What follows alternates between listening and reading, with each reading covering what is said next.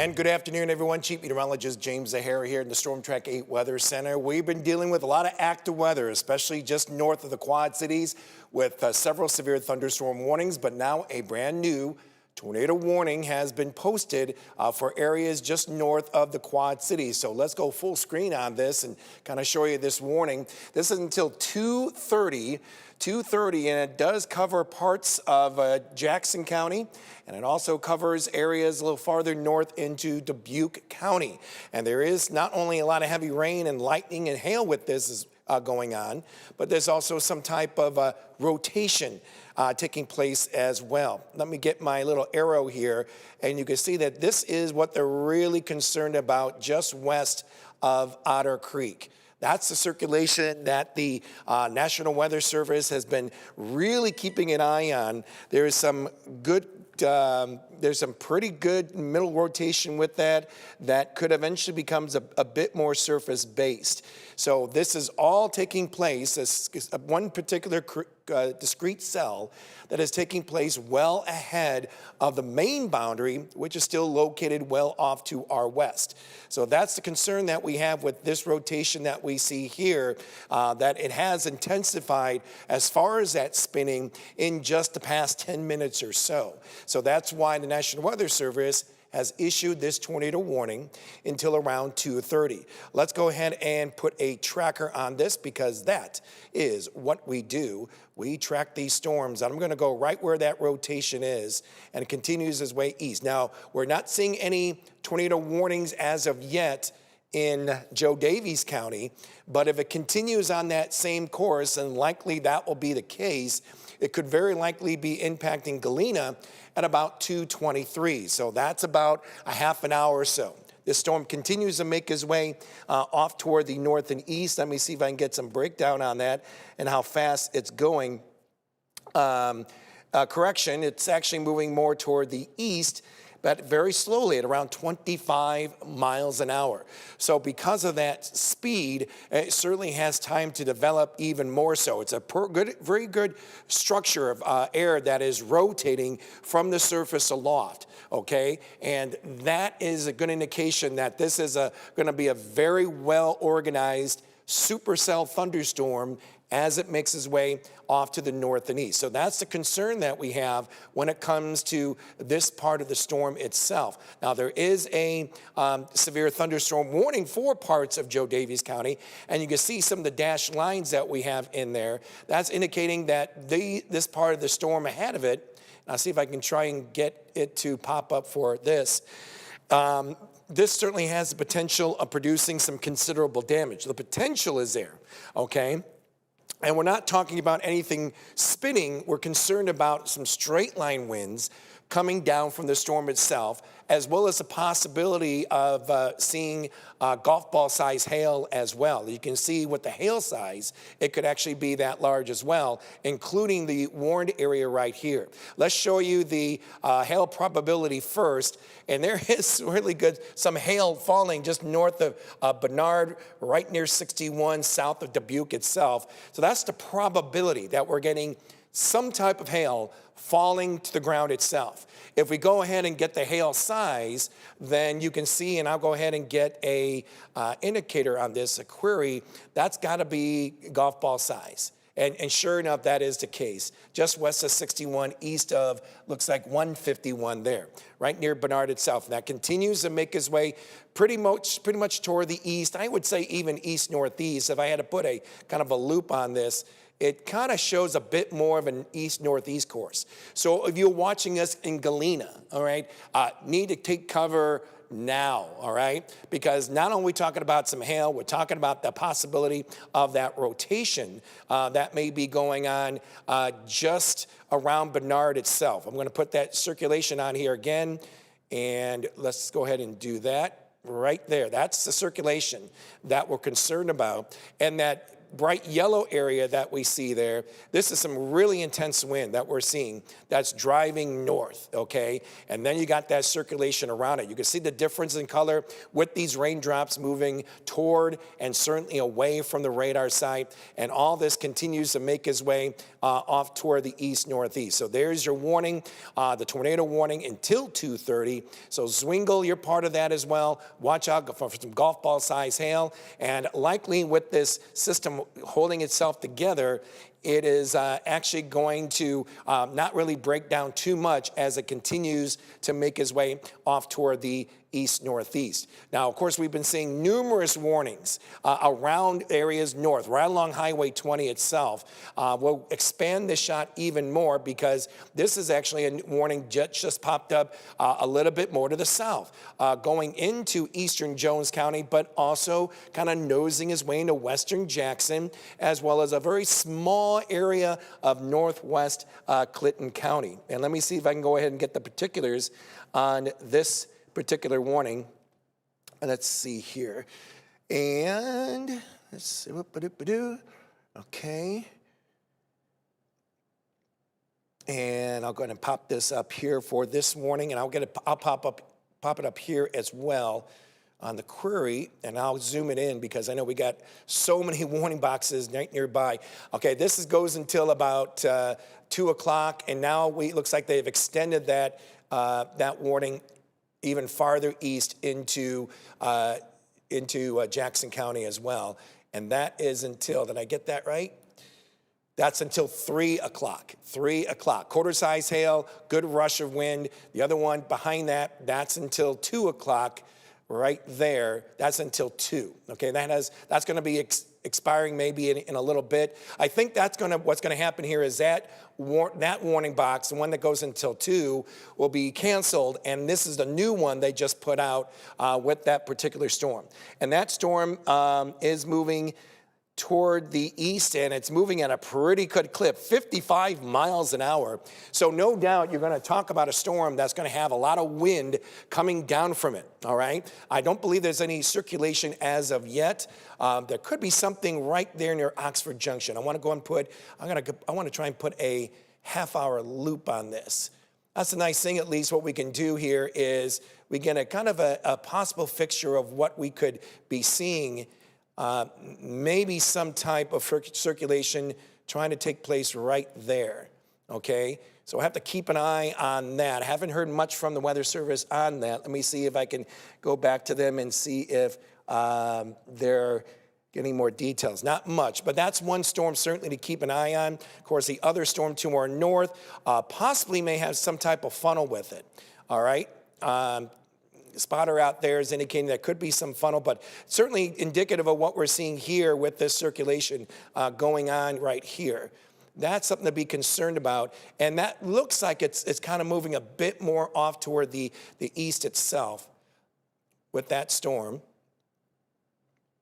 Let me get this off, and I'm going to go here, and I'll keep that going right here. So I would say in this general area right there, is what we're looking at, okay, for that rotation. There is possibly some type of funnel cloud, or there definitely is some rotation, but there's indication there could be a funnel cloud with that, so certainly have to definitely keep an eye on that. Once again, we have to put a tracker on this. It's certainly changing very quickly. It is moving pretty quickly, so I'm going to go where the vortex is to that, and if I had to go ahead and put a area of the tracker itself. Now we're about 220 before it impacts the Galena area. Lamont at 202, which is just a few minutes from now. But going into Joe Davies County, Galena at 220, Scales Mound around 234. So you're definitely under the gun. They're likely going to extend this tornado warning that we have on the Iowa side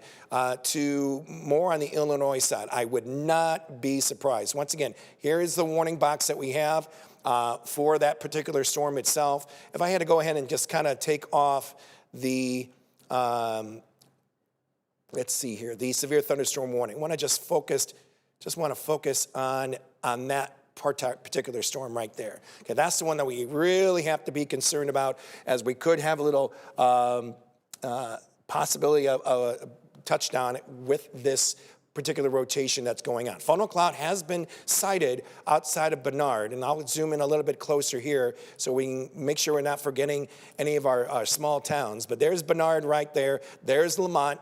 And then you can see there's Galena over there as well. So this is what we're really worried about, as that circulation is definitely being pronounced.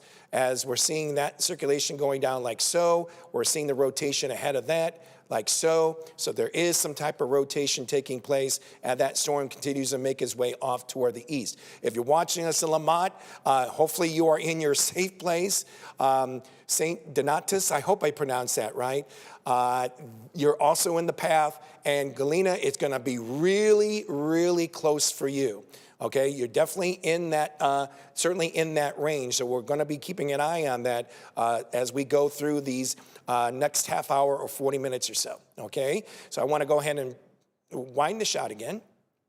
And let's see here if I get that and go back to the reflectivity.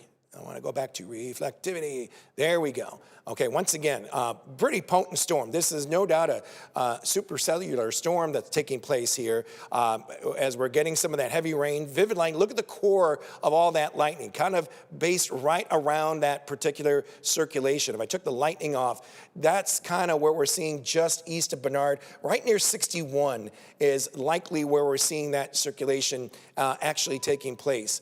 And that little noise is from our friends at the National Weather Service. Haven't heard anything yet from them. Let me see what I got here. Nope, okay, we're okay there. We're okay there. I'm always making sure that, whatever they're saying from the National Weather Service, the chasers that they are connected to, that's always a good thing. Having those eyes out there always is a good thing when it comes to this storm. So once again, I'll go ahead and put a cone track on here. And that can give us a really good idea. But Galena, certainly, you're going to be awfully close, if not a bullseye for that rotation that's going on. But 218 now we're looking at, okay? So that's over 15 minutes from now. 15 minutes from now for that storm. Hazel Green at 222, all right? So hopefully, once again, I can't stress enough. Make sure that you're in your safe place. Put as many walls between you and the storm outside. I want to make sure that we're covering all our bases, because right now, as I wind the picture out, all right, these are the discrete cells are ahead of the main front. And you can see where, you get an idea where that main front is. The cold front is actually located around Mason City, down to Des Moines, and even farther south and west towards St. Joseph, Missouri itself. You can see on the right-hand side here, we have our Eagle Eye on top of the call building in downtown. No, isn't that? I don't believe that is. Is that Dubuque? This is Des Moines. Okay, and with Des Moines, of course, they have a couple of severe thunderstorm warnings going on. Pretty darkening clouds, some very heavy rain that you can actually see in the distance as well. But nothing more than that, at least from the downtown's perspective. It still looks pretty quiet, but that eventually is going to change pretty quickly, as those storms in Des Moines are just off to the south and west of us. Eventually, we can go ahead and even show from the Bridgepoint camera, or even from our Eagle Eye on top of the call building in downtown Davenport. If we can actually face that a bit more north, that would be great. So you're kind of looking down on 3rd Street, but looking north.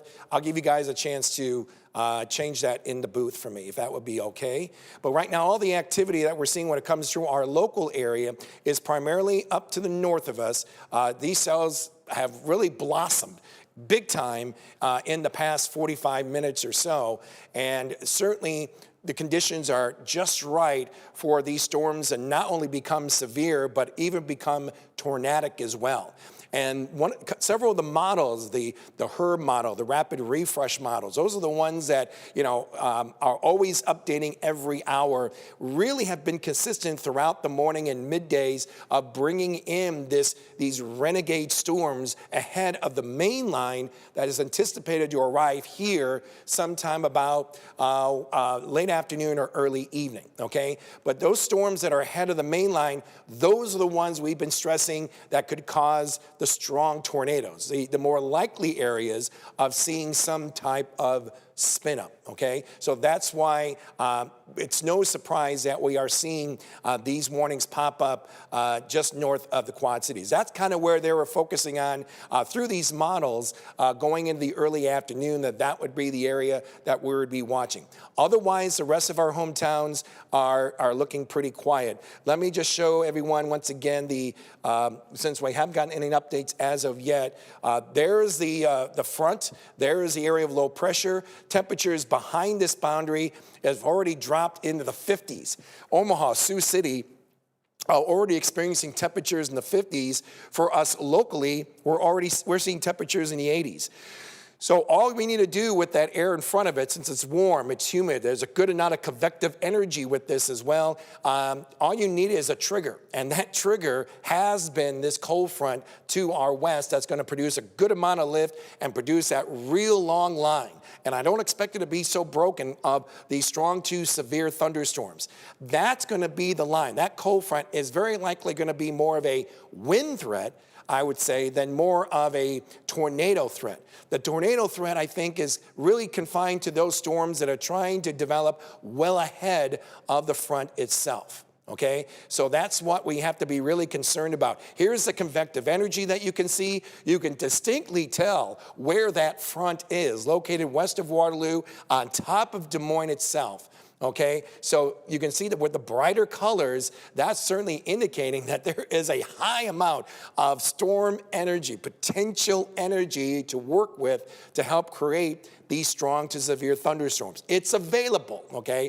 It's never always a guarantee that you're gonna get, one long line of severe weather, but the energy is there, okay? And we are getting a nice turn of that air as well, just on top of us, in fact. If I went ahead and I went back to, let's see, let me go back to this, and then I'm gonna put, and if you can see this pretty clearly, the red lines are indicating the winds on the surface, moving from south to north, indicative of our temperatures, which are now in the upper 70s and lower 80s. The blue dash that you see running across from west to east, that's the jet stream itself. We've been getting winds up there around 100 miles an hour, okay? So it won't take much to actually bring down those winds near the surface and produce that damaging wind threat, which we expect to see from that line in some of our hometowns. That's our biggest concern. So it doesn't have to twist in order for it to produce damage. It can be a straight line. We have to be concerned about tree limbs being blown down, being snapped. Just because of the fact that if you've been noticing, the trees have been gaining some of those leaves, and that can help kind of hold or carry, grab some of that wind and put even more tension on that tree branch or tree limb or the tree itself, all right? And then we, of course, have to be concerned about the possibility of any power outages that may take place there. And this is all because of the activity that we are seeing ahead of this boundary and why that at least we have the conditions favorable for producing tornadoes, all right? But really the focus, the better chance that we see maybe near the Quad Cities and points north, especially in northeastern Iowa, going into southwestern Wisconsin. Why? Because that is where the area of low pressure is. That's where the better spin is going on as well. What's the camera shot to my right there? This is Dubuque, okay, up in northern Dubuque. And we'll keep that shot on there because certainly we have a lot of activity going on there with these warnings that we see. But look at this is a full-blown thunderstorm that is taking place. This has some pretty heavy rain with it. Visibility from that Dubuque camera actually is looking really good so far. But just by the radar itself, there is a lot of rain out there. There's a lot of lightning. We may be dealing with some power outages going on there. And we're really concerned about that possible rotation that may be taking place as well.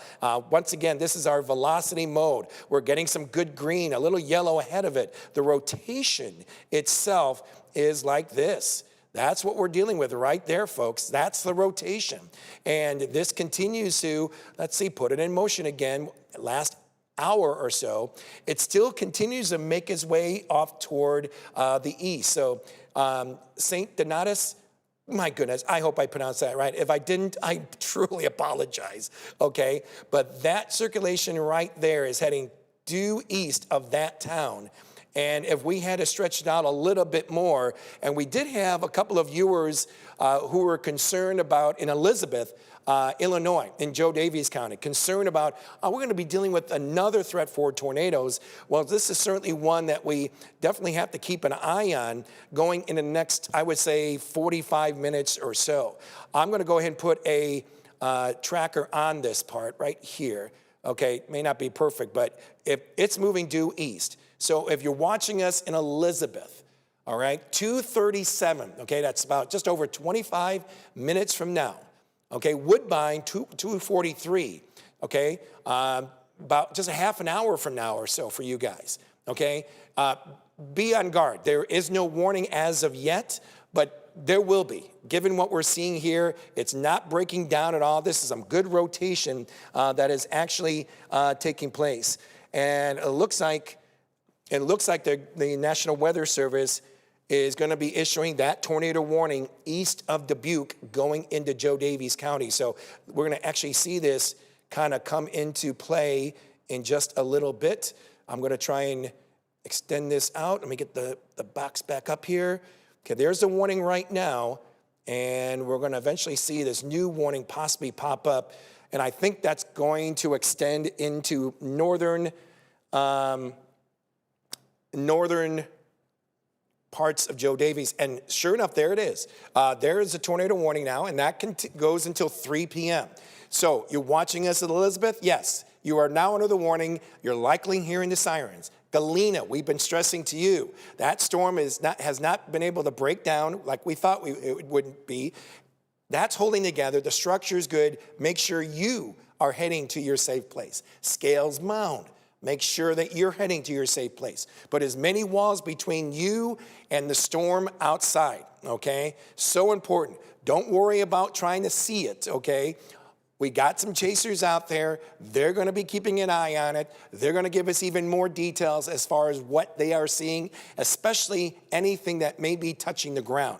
This has been radar indicated that this is on the ground, and you can see that, and we always give details on it. I know it's a little hard to see, but if you take a look in the upper right-hand corner where it says tornado warning, usually algorithms will say a little bit more than that, okay? It can say tornado on the ground. It can say, in this case, radar detected, all right? It can also say considerable damage likely, all right? So we have the power, we have the means when it comes to our radar system to actually give you even more details on that. So once again, tornado warning going into parts of Joe Daviess County, Galena, Elizabeth, certainly Scales Mound. You're definitely in the path of this. And let's not forget, too, the probability of seeing some hail. And right now, the better chance of that certainly is making its way between Dubuque and Galena. This could very likely be quarter size. Let me get to from hail probability to hail size.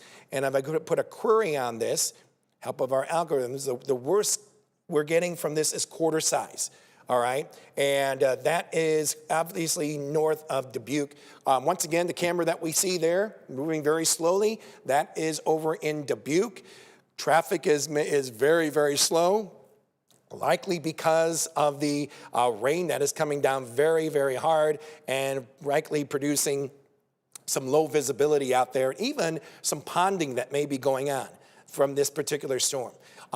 But once again, this is producing a whole package of severe weather that is going on with the wind, the tornado threat, the hail that is quarter size. And that is by the motion that we have there on your left-hand screen, the hail size in its motion, it definitely has an eye for Galena. But at least it's losing a little bit of its punch. When we saw this particular hail core near Bernard, it was producing golf ball size hail. Now it's just showing a quarter size hail, but that's still just enough to produce some little dents in the car, okay? Keep that in mind. And certainly could cause some problems for rooftops and such, so keep that in mind when it comes to that storm. So let's go back once again to our live radar, okay? And there's your tornado warning. That is until 3 p.m. going into parts of Joe Daviess County. Once again, there you go. just an update, Galena, Elizabeth, Scales Mound, okay, you guys are definitely in the center of that storm. And this is where, once again, if you're just joining us, this is where we've been seeing most of the storms take place throughout so far this morning. Now we have a new tornado warning that has just popped up to the south. Let's see what we can do here. I'm going to go ahead and bring this down. Once again, it gets a bit of a challenge when you have so many warnings interplay here, but this looks about right. So here we go. This is a tornado warning till 3:15. 3:15. This is going on for a good hour, which will impact Andrew, Bellevue, Lamont, and Otter Creek, if it's not already at Otter Creek right now, okay? So this is reflectivity mode. I'm going to go to velocity mode and see what we've got here. And I think we got an idea where that is. And you can probably see this right here. I'm going to put the circulation around it. It is right there, folks, okay? There's some rotation taking place there, and I want to get in more details on this. But this is a tornado warning till 3:15, as I just mentioned. It is moving off to the east at around out of east about, east about 45 miles an hour or so. So if I had to go ahead and put a cone tracker on this, we'll go ahead and right there. And I don't think it's going to be a concern for Maquoketa. Maquoketa, I think you're going to be just north of that circulation. So if we had to go and talk about Andrew in about 15 minutes or so, 15 minutes, Andrew, you're going to be impacted by this rotating thunderstorm that we see there, okay? Let's see here. And Otter Creek, that's also for you as well, 2:27. Okay, that's about just 10 minutes from now for you. So make sure you're in your safe place, okay? So now we've got 2 tornado warnings going on in areas to our north. Of course, there is certainly a lot of very heavy rain coming down from these storms. You can see the kind of the notch that's trying to develop right about here, just north and west of Maquoketa. All right, and the storm itself is moving pretty much from west to east. So if it holds that course, Maquoketa, it's going to be close for you. You're probably going to get an incredible vantage point, maybe seeing that wall cloud to your north and west. But no question, there is some type of notch right there that is definitely developing and moving pretty quickly. As we said, moving around 45 miles an hour or so. So once again, take your safe place. Andrew, definitely, you're definitely in the path of that storm. A lot of lightning taking place. And once again, we are talking about even some hail, dark green. And every time I see that dark green, that's got to be golf ball size hail. And that's just north of Monmouth, Iowa. Of course, let's see if I can get the hail size on here. Okay, got it. And get the query on there and pop it up. There we go. And yes. Times I tell you, when you get familiar with all these colors, you got to get an idea what kind of size could potentially be falling from these storms. And sure enough, that's golf ball size hail. If I actually had to go ahead and wind this shot, I'll try and do a loop on it because we can determine if it's actually gaining strength or not. And there's that one storm. This one actually has nothing to block any of that moisture coming in, that flow. So it's certainly showing some increase as it continues to make its way off toward the east-northeast. Okay, whereas the storm that we have to just north of that tornado warning storm, at least we're noticing some of that activity kind of falling apart just a little bit. That could probably be because of this storm gaining strength to the south. So maybe it's taking away some of that energy off to our north, which would be some fairly good news. Okay. But still, the concern that we have here is the fact that this still has some pretty decent rotation with it. All right, so let me see if there's anything more news going on with those 2 warnings. Once again, we're kind of going back and forth with what's been taking place. We can actually show, if you want, guys, in the booth, if you can show me the Dubuque radar again. There's being reports from the Dubuque County EMA. A camera, please. A quick 2 inches of rain that has fallen in a very, very short period of time just south of Dubuque. There could very likely be issuing a flash flood warning possibly extending into Joe Daviess County just because of the history from this storm producing that very heavy rain that took place just south of Dubuque. So far, nothing as of yet. In fact, I want to make sure that we have at least some type of observance on that just in case. And right now, I think we're okay for the time being. Let me go ahead. Okay, so there's your camera from Dubuque itself. East Dubuque. And yeah, you can see the cars are actually moving pretty slowly, okay? And I think it's because of the visibility and that heavy rain that has been taking place there.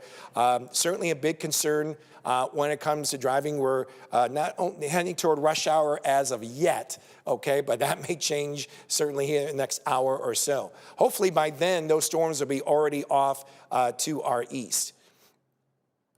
So these are the warned storms that we have going on. We have below that a severe thunderstorm warning, but that is certainly being kind of trumped by the tornado warning that we see here. I'm not so worried about the thunderstorm warning that covers Maquoketa, Preston, and just west of Savannah.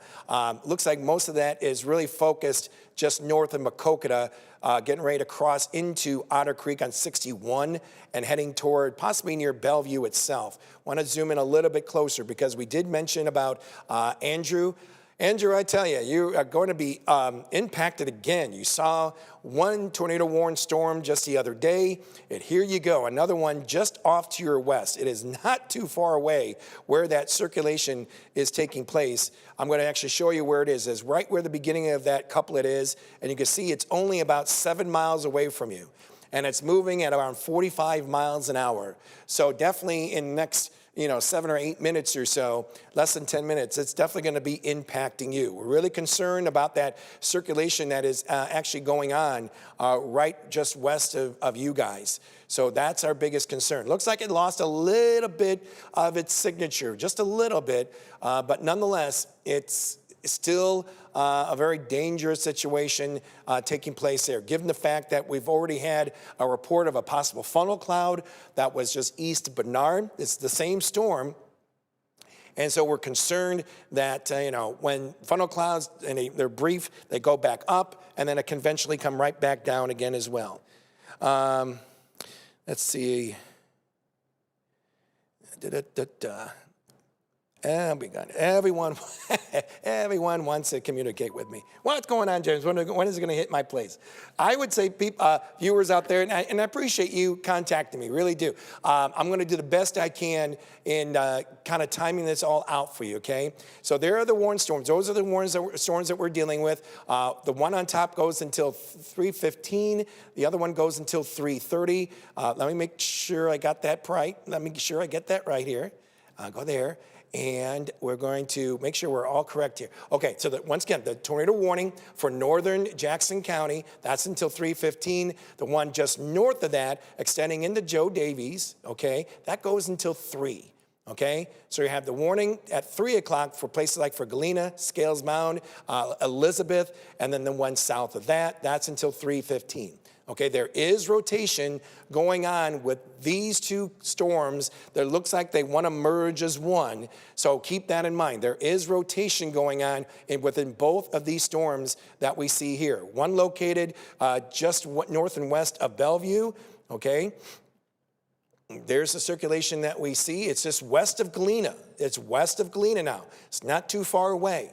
All right, there's that first rotation that we're dealing with. There's the second one. Doesn't look too organized, but there's still inflow that's indicated by the red, orange, and yellow. And we got that inflow with the green that we see there, okay, on the backside, I should say. And that certainly is going to be making its way or graze, now possibly Andrew, but it definitely has an eye for Bellevue, all right? I want to once again put a little tracker on this again. Go like this. Let's get Bellevue in there, doing a cone shape, at least for now. And we're talking about, less than 15 minutes or so. Bellevue, less than 15 minutes for you. That you'll be impacted by this potential rotation that we are experiencing. Let's see here. Now, I want to go ahead and go back to our reflectivity. So a very dangerous storm that continues to make its way off toward the east. Let's extend this even more because what we're dealing with here, and I want to make sure everyone is familiar. I want to make sure I get in my show here that I can get the future track and be able to show you the timing again. Okay, and I can get that going there. But you can see the line located off to our west. Okay, that is where the cold front is. Big difference in temperatures on either side. I'm going to go to our satellite picture here, and big difference in temperatures. Ahead of that cold front, you are talking numbers in the 70s and 80s. Behind this front, my goodness, you're already seeing temperatures in the 50s, lower 50s in some areas like outside of Sioux City and Omaha. So you got that trigger, you got that cold front right there that's going to provide that lift and probably produce some damaging wind tornadoes. At least the potential is there along that cold front. The highest threat for seeing that is likely going to be on around the southern Iowa, northern Illinois area, okay, right along that state border there. That's where the highest winds are expected to take place, with gusts maybe approaching 90 miles an hour. Small part of our area could eventually see that once that front rolls in.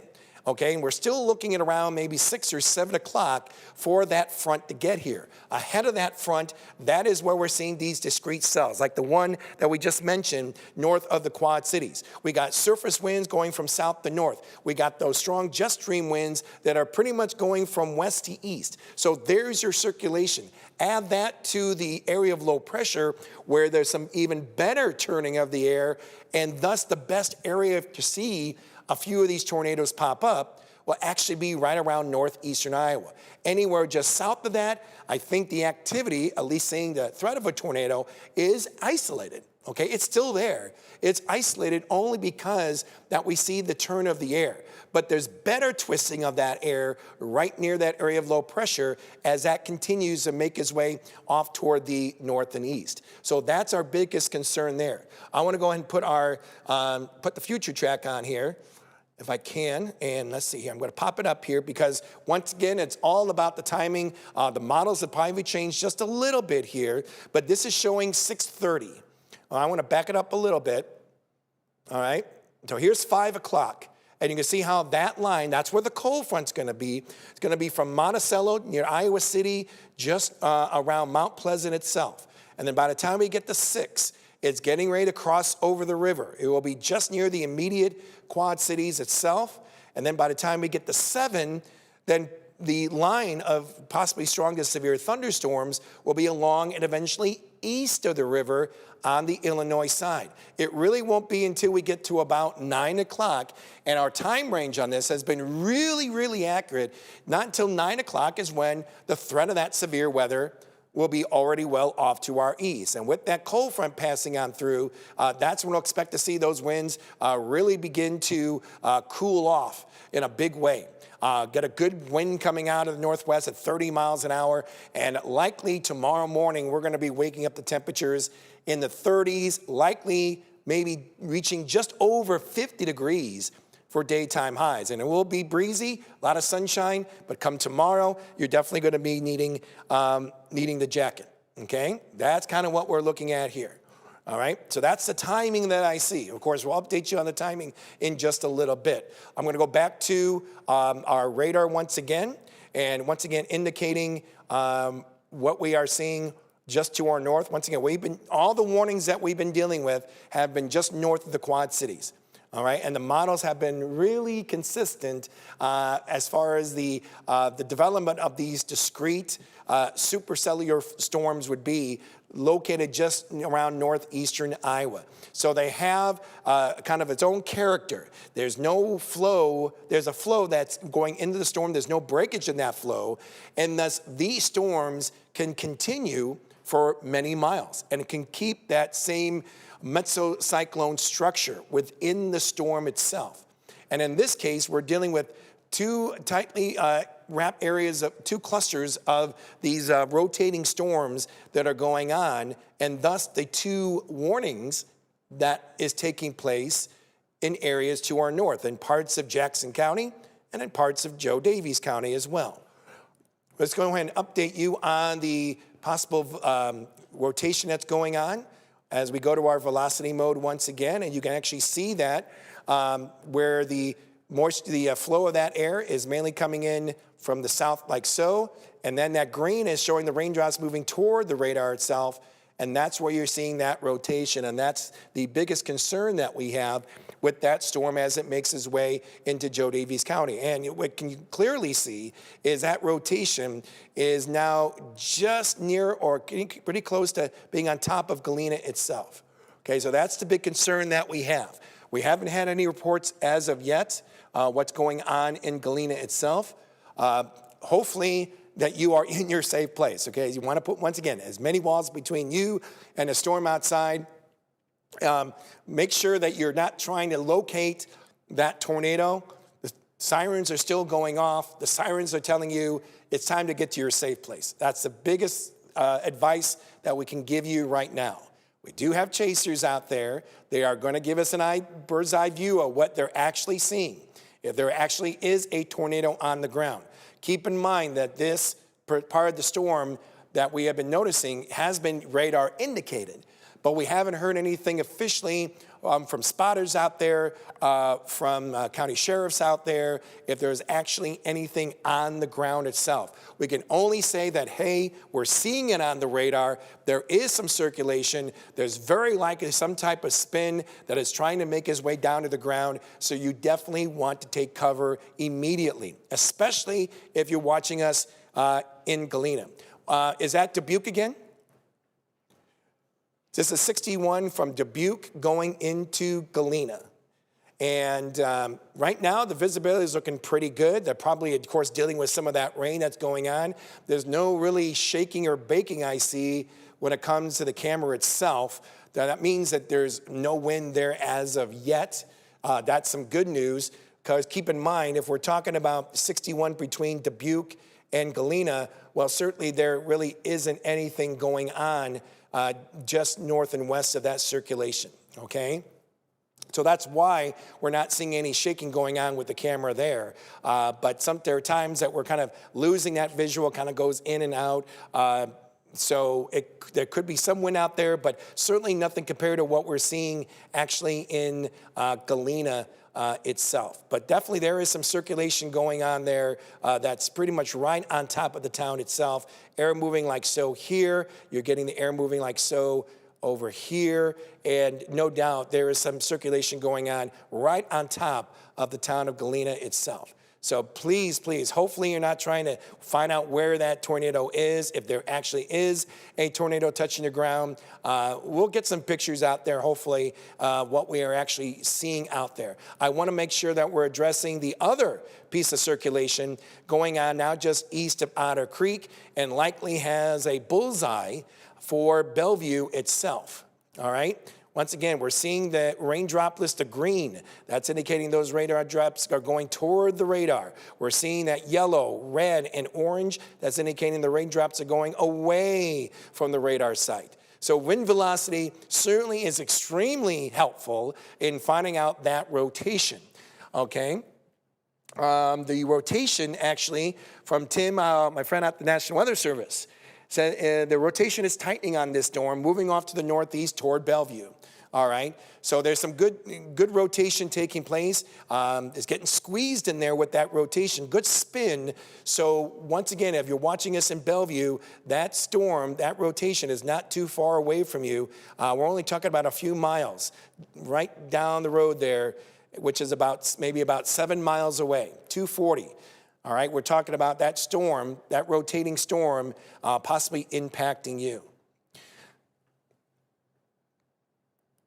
Okay, so those are the two pieces of circulation that we have right now taking place just north of the Quad Cities. And those are the two warned storms, one that goes on till 3 o'clock, that's parts of Joe Daviess, and this one that we see from going toward Bellevue, part of that watch, that goes until 3:15. That's parts of northern Jackson County, all right? So that's the one 3 o'clock to our north. The one south of that, that's until 3:15. Bellevue, Lamont, okay, you're definitely part of that warning that goes until 3:15. Keep in mind, could be a little hail to go with it as well. With these two storms, the strongest of that hail is actually taking place right around Otter Creek and Andrew. All right, so that forest green color, once again, is golf ball, but I think it could be a little bit bigger than that. There's your golf ball with the dark green. I think that brighter green is hen egg. No, that's also golf ball size hail. Okay, well, that's good. Okay, golf ball, but still golf ball size hail, folks. That can cause certainly some damage. All right, from the National Weather Service, hey, Mike. The Dubuque storm is cycling as it enters Joe Davies. The tornado threat continues, may increase shortly approaching Galena. Well, by looking at the radar site, of course, ourselves, we notice that circulation is pretty much right on top of Galena. There is the storm right now over in Galena, all right? That's where rotation is going on.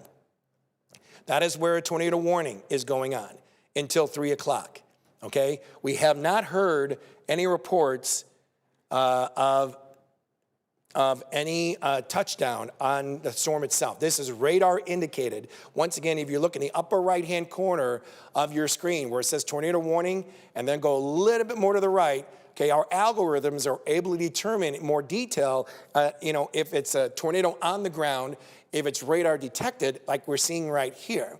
It can also say things like considerable damage likely, because within this, we may see some circulation, but keep in mind, we got to deal with the winds that are going on with this storm, all right?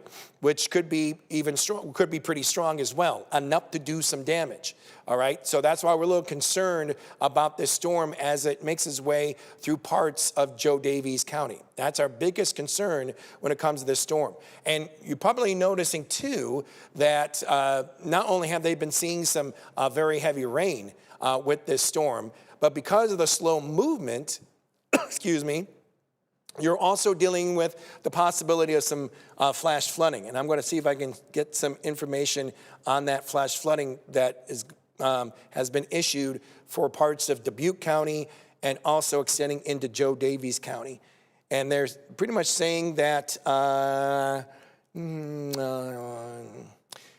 they haven't said about amounts, but I would say, a quick 1 to 2 inches of rain in a very short period of time. Since this area is already fully sponged, I guess you can say, of water in the ground, there's no way to kind of soak that rain even more, okay? So there's no place for this water to go. Thus, you're going to be seeing a lot of ponding, poor drainage areas. You're talking about maybe some high rise in the water, street flooding that could be taking place as well. So that's something you got to be really concerned about. Just stay at home. Wait till that warning actually expires. Sometimes these warnings don't really last too long. This warning goes on, and you can see, let me go ahead and kind of stretch this out a little bit so I'm not making sure that we're getting the whole polygon in there. But that warning, I'm going to try and just briefly take the radar off. That warning goes on until about 8:30, but we've seen these warnings kind of end even shorter than that. When they are indicating that they're not seeing much as far as the ponding or any type of street flooding, especially in rural areas, then you think it very likely discontinue that warning. But because they've been seeing so much rain in this part for this week, where amounts have been ranging between 2 to 4 inches. So you add another 1 to 2, possibly in some local areas, 3 inches of rain, you're going to cause some serious flooding. So they're going to keep an eye on this going into the afternoon. They may go ahead and cancel this maybe before the evening commute that may be taking place. All right? So if you're just joining us, we've been focusing on these warnings located north of the Quad Cities, at least when it comes to our viewing area. The concern that we have is what we're anticipating later on in the day, late afternoon, early evening. And that's the line that we're watching. And you can see in just the past, I would say 10 minutes or so, now we're getting numerous thunderstorm and tornado warnings. There's 1, 2, 3, 4 tornado warnings for that particular line, located from Waterloo, west of Waterloo to Grinnell and points south, heading west of Oskaloosa. okay? Those are the storms that we're really concerned about, okay? All focused on that cold front. And those storms along that cold front could not only potentially produce an isolated tornado or two, we're concerned about the wind, okay? Because that warm, moist air ahead of it, the cooler, dry air behind it, good turning of that air, and you're gonna see these storms move pretty quickly.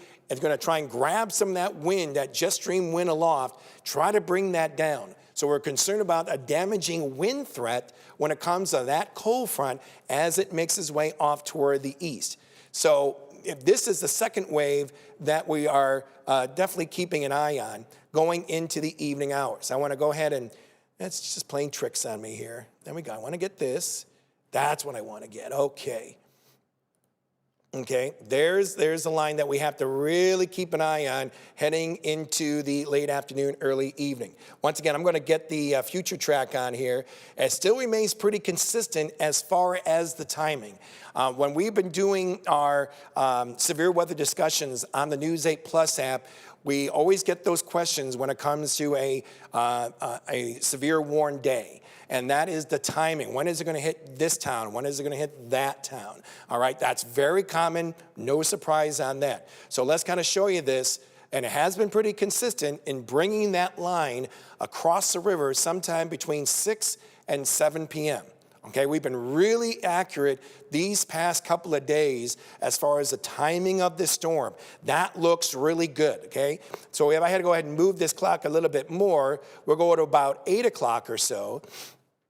And you can see that any possible severe thunderstorms are going to be mainly on the Illinois side, impacting areas just east of Sterling Rock Falls, Kewaunee, maybe barreling down in areas around Princeton, Illinois, LaSalle, Peru, Cherry, Lamoille, around 8 o'clock. Fortunately, after 8 o'clock, things really wind down for the rest of our hometowns. So that is some good news. So kind of backtracking here, once it crosses the river, hometowns west of the river in Iowa, you'll be in the clear by 7 o'clock, okay?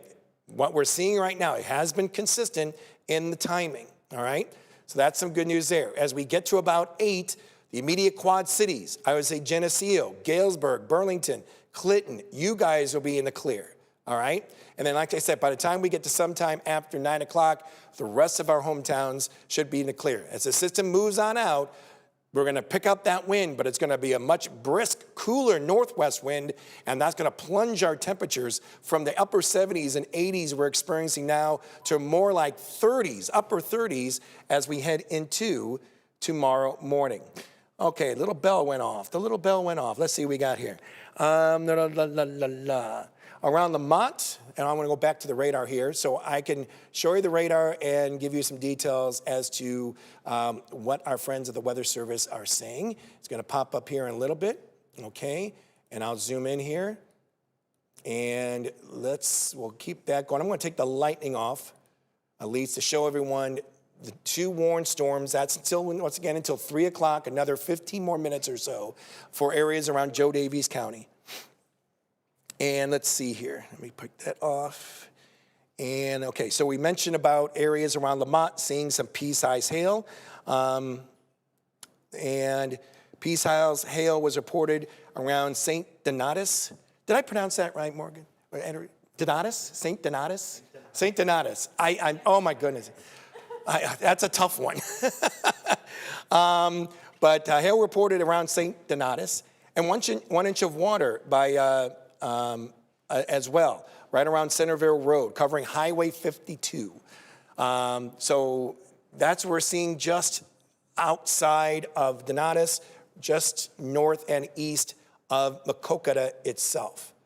All right, and I'll try to zoom in even more so we're able, there's Andrew right there, and there's Bellevue right there. The circulation, the rotation is pretty much right on top of Bellevue itself, right there. That's the circulation we see there. Strong winds coming in ahead of that. So definitely on radar, we're definitely seeing some rotation taking place when it comes to that particular storm. And then as we make our way a bit more off to the north, the circulation is stuck right now near Galena, probably now just east of Galena itself. And it's showing even more tightening going on there. if you notice right here, there is definitely some pretty good tightening taking place. I'm going to put this in a loop here. Now we get an idea as far as, its direction and such. And you can see Scales Mound right there. There's Apple River. But the circulation, and this is some pretty good tightening we're seeing here just out east of Galena. Let me see if I get that circulation. This is what we're a little concerned about here, okay? West Stagecoach Trail looks like around the North Elizabeth Scales Mound Road right there.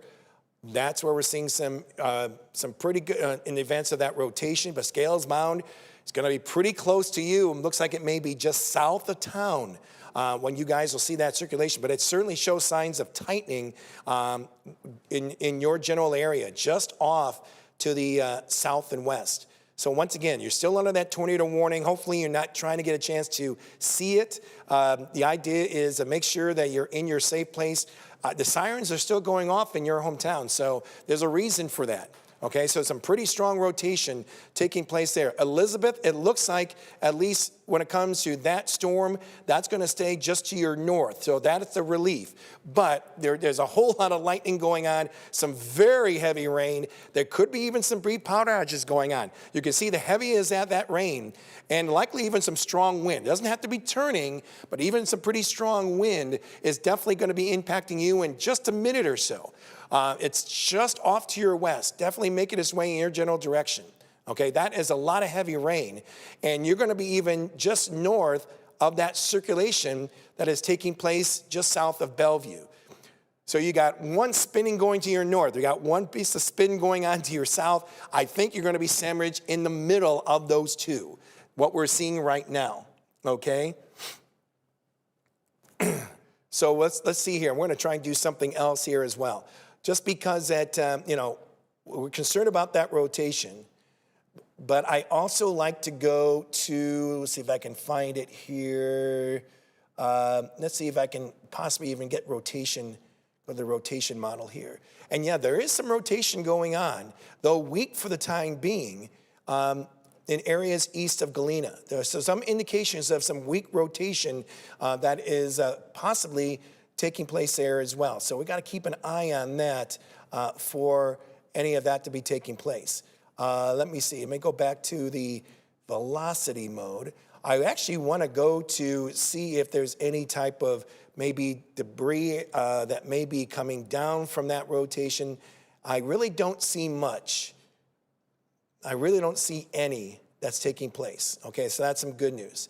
There's a whole bunch of these, graphs that we can look at, folks, not just the velocity mode or the reflectivity mode or the convective energy mode. There's so many things that we can look at just to kind of help us get a better picture, understand the story of what is taking place now. But no question, out of the two, this definitely has some pretty good rotation with it, and that's something we'll definitely have to keep a real close watch on. I want to go back to the reflectivity mode because that has been the focus, at least when it comes to our severe weather this afternoon. And once again, the models have done a really, really good job in focusing those individual cells ahead of the main front. And once again, if you're just joining us, we continue to also monitor that second round. This is what Morgan and Andrew were talking about this morning. That was going to come in two waves. The first wave, no doubt, would be the one that would have a good chance of producing some supercell thunderstorms and some quick spinning tornadoes, all right? We're also had to keep an eye on that second round because not only the concern for some more tightening, more possibly tornado-warned storms, but we have to be concerned of any damaging winds that are going to be taking place with this line of storms. And you can see so far, and once again, this is the line we're keeping an eye on, and it's really focusing on areas in northeastern Iowa for these tornado-producing thunderstorms. It's sitting out very well, but look at that. My goodness, we have, and if you had to go all the way up to Rochester, you're talking about 1, 2, 3, 4, 5 tornado-warned storms. And then as you get to near Waterloo and point south, you got 1, 2, 3, 4, 5 severe thunderstorms that may have some hail with it and may even have some strong winds with it as well. Let's talk about the hail first, and you can see from that line, the hail probability starting to grow. Some of that a little large too, just around northeastern Des Moines. Maybe about egg hen size, hen egg size. I'll get it out. That we're seeing just north and east of Des Moines. And probably we're starting to see a little bit more of that around parts of Joe Daviess County as well. That has certainly changed in the past 10 minutes or so. So I want to get a hail size on this. That shows hail probability. This is the hail size. That dark green indication there is right near Bellevue, likely golf ball size. And that's what it's indicating, golf ball size hail. That can certainly do some damage as it gets ready to cross over the river into Joe Daviess County itself. Now, nothing's in the path of that except maybe around Elizabeth. This is the same storm that has some rotation with it. That's located just south of that hail core that we see there. And given the time lapse in the last hour or so, this is kind of going to be keeping its eastward course and staying just south of Elizabeth itself. So it's making its way across 52. Eventually, in the next 5 or 10 minutes, is going to be crossing over 84 as well. I know we got meteorologist Andrew Susky. He's putting in some overtime. Oh my! You're getting a free dinner from me, by the way. I just want to point that out. I'm letting everyone know. Okay, Andrew is going to be making his way on the weather desk here very shortly. We can do that here in just about 1 or 2 minutes, Andrew. And I'll eventually make my way to the green screen. Of course, Andrew has been keeping an eye on the activity that is going on to our north as well as to the west of us as well. Before I hand it over to him, I want to go and show everyone that we probably have a new tornado warning now that's stretching even farther eastward into Joe Daviess County. And we're going to get the particulars on this here. I'm going to move it. There's so many polygons. It's always a challenge, but I think we've got it here. And this goes until 3:30. This is a warning that's going on for 40 minutes that not only includes Bellevue, which is taking place right now, but we're concerned about areas around Lena. Did I pronounce that right? Oh, Lena. Lena, yeah. It's like Colita, yep. Lena.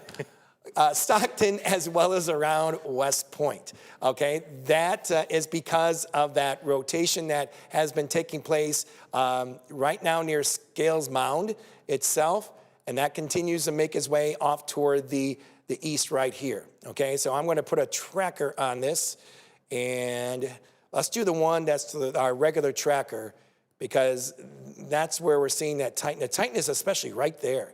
I see just north of Highway 20. It is moving in this kind of direction, more off toward the east, I would say. Let me make sure of that. It's, let's see here.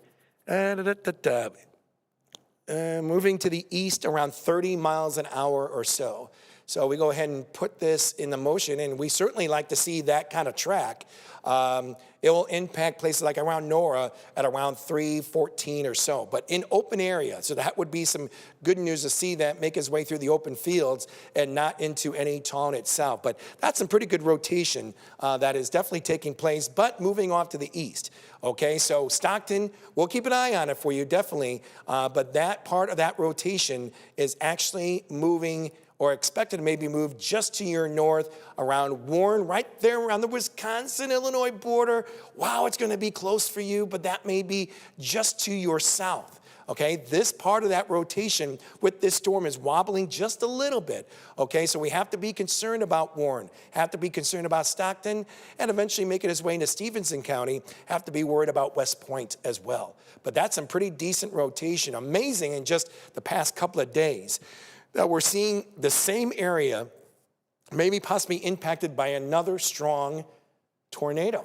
It's been a while for that. Andrew, do you have your microphone on? Yes. Oh, you do? Okay. So we're going to do this. I'm going to try and get to reflectivity mode here. And Andrew, certainly has been a very busy day. It has been a very busy day. Oh, my goodness. But certainly been keeping everyone advised about this, where in this case, it's going to be hard to avoid the threat of seeing some type of severe weather. Yeah, I think probably the most widespread severe weather we've seen this week so far. I mean, we thought Tuesday was really going to be a big day. And then as we drew closer to Friday, seeing a very strong cold front, it's like, okay, it looks like Friday is going to be a big day. So there you see, of course, what we're asking. If you do see either some storm damage, perhaps maybe you see a nice shelf cloud, a good wall cloud, this is the easiest and fastest way to get it to us so that we can show the other viewers who are watching and watching our streaming coverage on the air what's going on. You can text that to the number on your screen. It's 309-304-0888. Or you can email it to news@wqad.com. That is for sure the easiest way for us to see what's going on in your particular town. Of course, we want you to do that safely. If you're under a tornado warning, we don't want you going outside trying to find the tornado. But if you do see damage afterward, we would love to know about that damage. We'd love to see the severity of it and things like that. So that way we can help the National Weather Service determine what may have happened in a particular area. So text it to the number or news@wqad.com. Either way, even James and I will be able to see that too as we're on the air with you. And also know we're simulcasting too on Facebook too. I'll occasionally check into those comments as we go along here in the next several hours, which will likely be a very long afternoon for many of us because, as James said earlier, not only do you have these initial supercells ahead of the cold front, but the cold front itself is now lighting up with multiple warnings that are ongoing. But this supercell that has been traversing parts of Jackson, also Dubuque County, has been very impressive. I am not surprised one bit that it's been able to maintain its lifespan. Just coming in, the winds here right now are out of the south, and they are very strong, up to about 30 miles an hour. So that wind is being pushed right into the front of this storm, and it is allowing it to maintain its intensity and really do some damaging things potentially, especially when you're looking at the velocity, the wind speed, and the direction here. Multiple areas of rotation. In fact, this was two storms now that have kind of merged into one. But one of the things that we like to talk about and mention in terms of is this thing going to maintain its strength is look what's going on around it. It's by itself.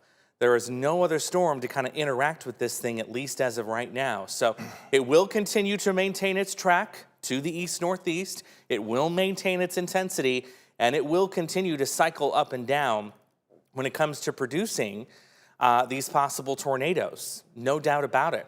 Also the location. It's in a prime location, very close to an area of low pressure that is moving into northeast Iowa. That's what's giving it this extra spin and allowing it to do so very efficiently. So there you see the areas of rotation on our algorithm, on our radar.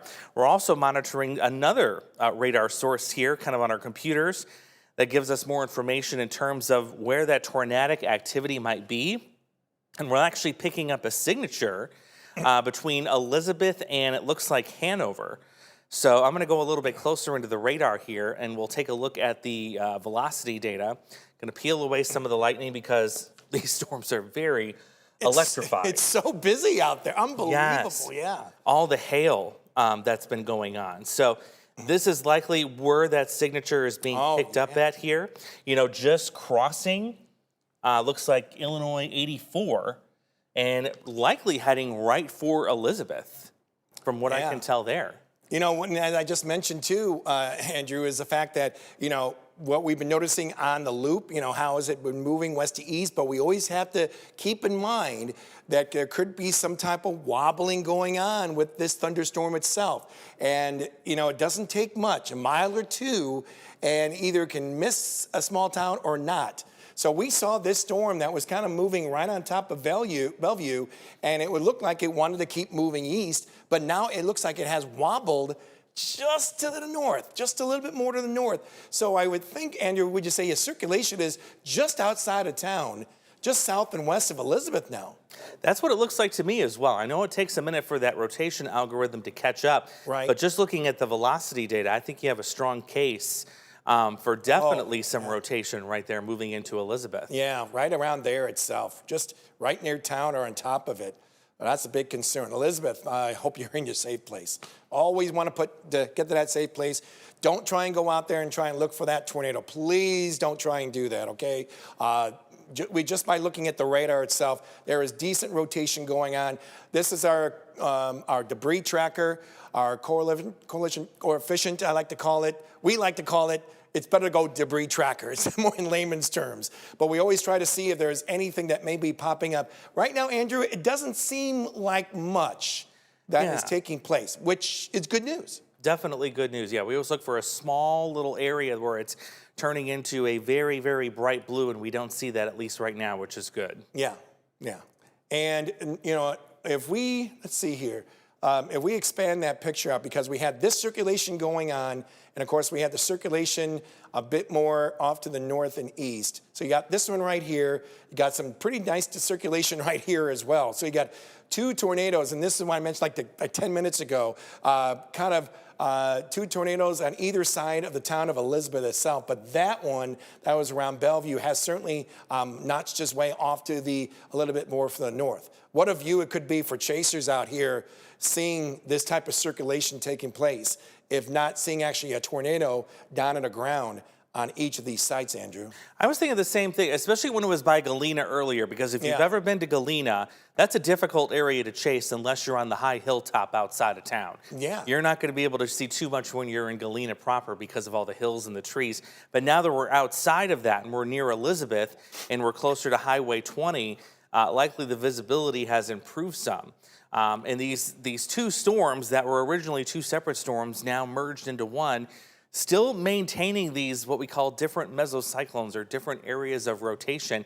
And like James had pointed out, the wobbling that's going on, they're likely bouncing off of each other, kind of interacting with each other here and there, which is leading to some erratic movement that we're seeing in the velocity data. So very interesting storm. One of the more interesting storms that I have seen come across our area in quite some time. The fact that you have two distinct separate areas of rotation almost just a few miles apart from each other there. Yeah, and one of the things I was mentioning too, Andrew, I think just before you came, was the fact that the short-term models, the rapid refresh, even our own house model had done an excellent job in these past 24 to 48 hours of determining that the first wave, this potential first wave, was going to be pretty much to our north before the main front to our west was going to be coming on through. Is doing an excellent job at that. Yeah, showing that little bubble of thunderstorm activity coming out ahead of that line. This case, it happened to be for the northern hometowns, but I see new activity is bubbling just to the west of Iowa City along Interstate 80 that we're probably eventually going to have to start talking about once it gets a little stronger. But yeah, that initial first wave here, that was going to be the one that had the strongest tornado potential, not just in terms of being able to produce one, but perhaps being able to produce a rather strong one because it has those better dynamics to work with and it's closer to the actual low pressure system.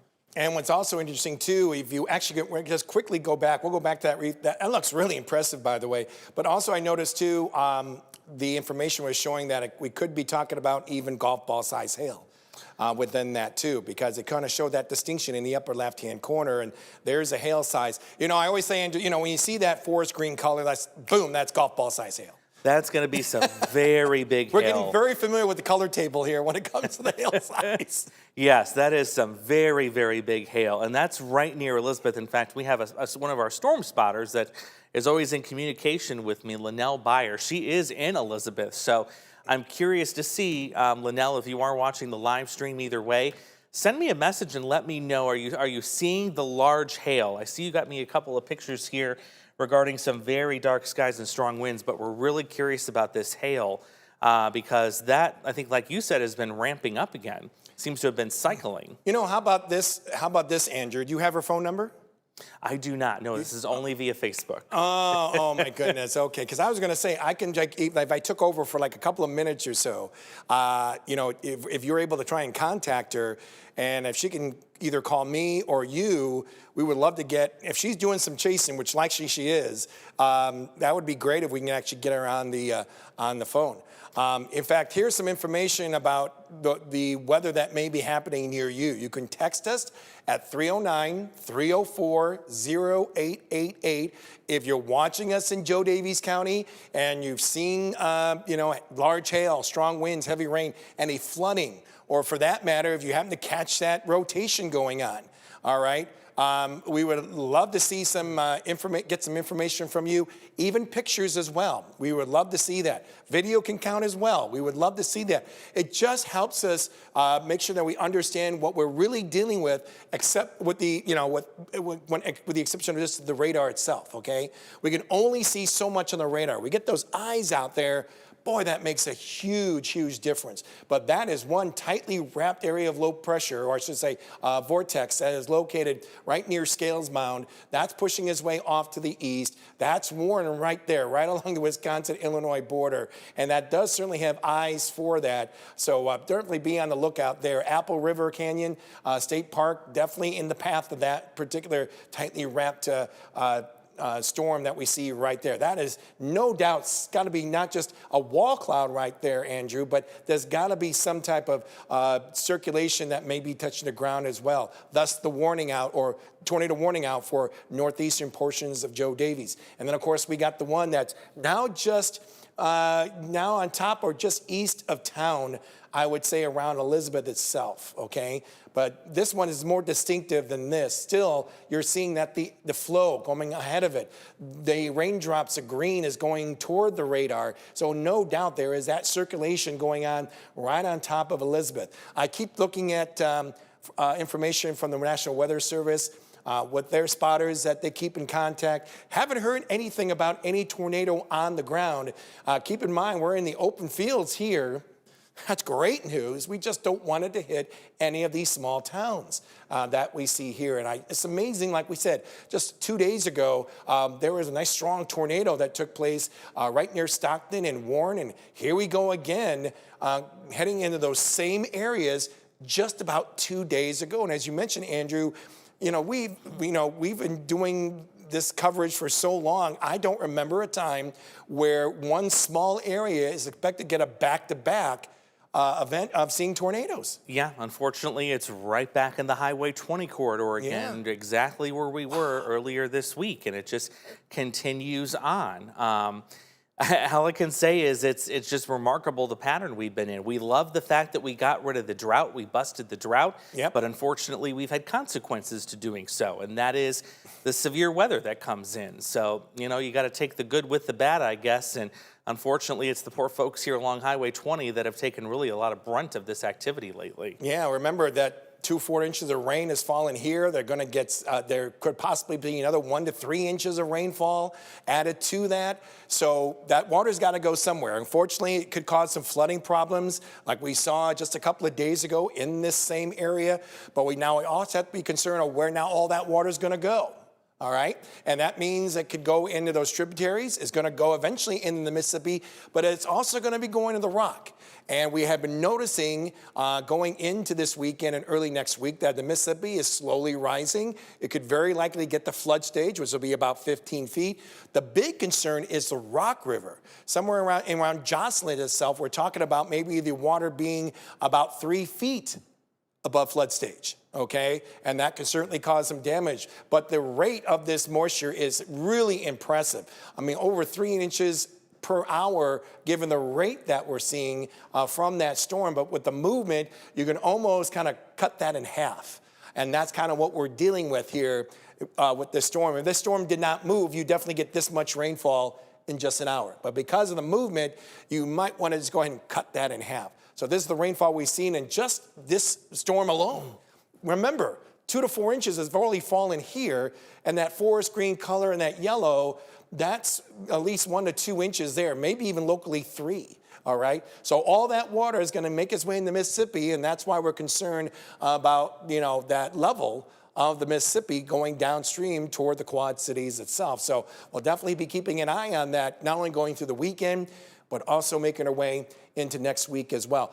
Andrew, let's go ahead and kind of make our way a bit more to our south and west, making sure that the rest of our hometowns are still in the clear for now. You mentioned about that storm over in Iowa City, and one of the things that we've been talking about, I know you've been talking about this a lot, is really important, is the fact that that storm is very discreet. It's ahead of the main line, and that's a big concern for any type of rotation that may be taking place there.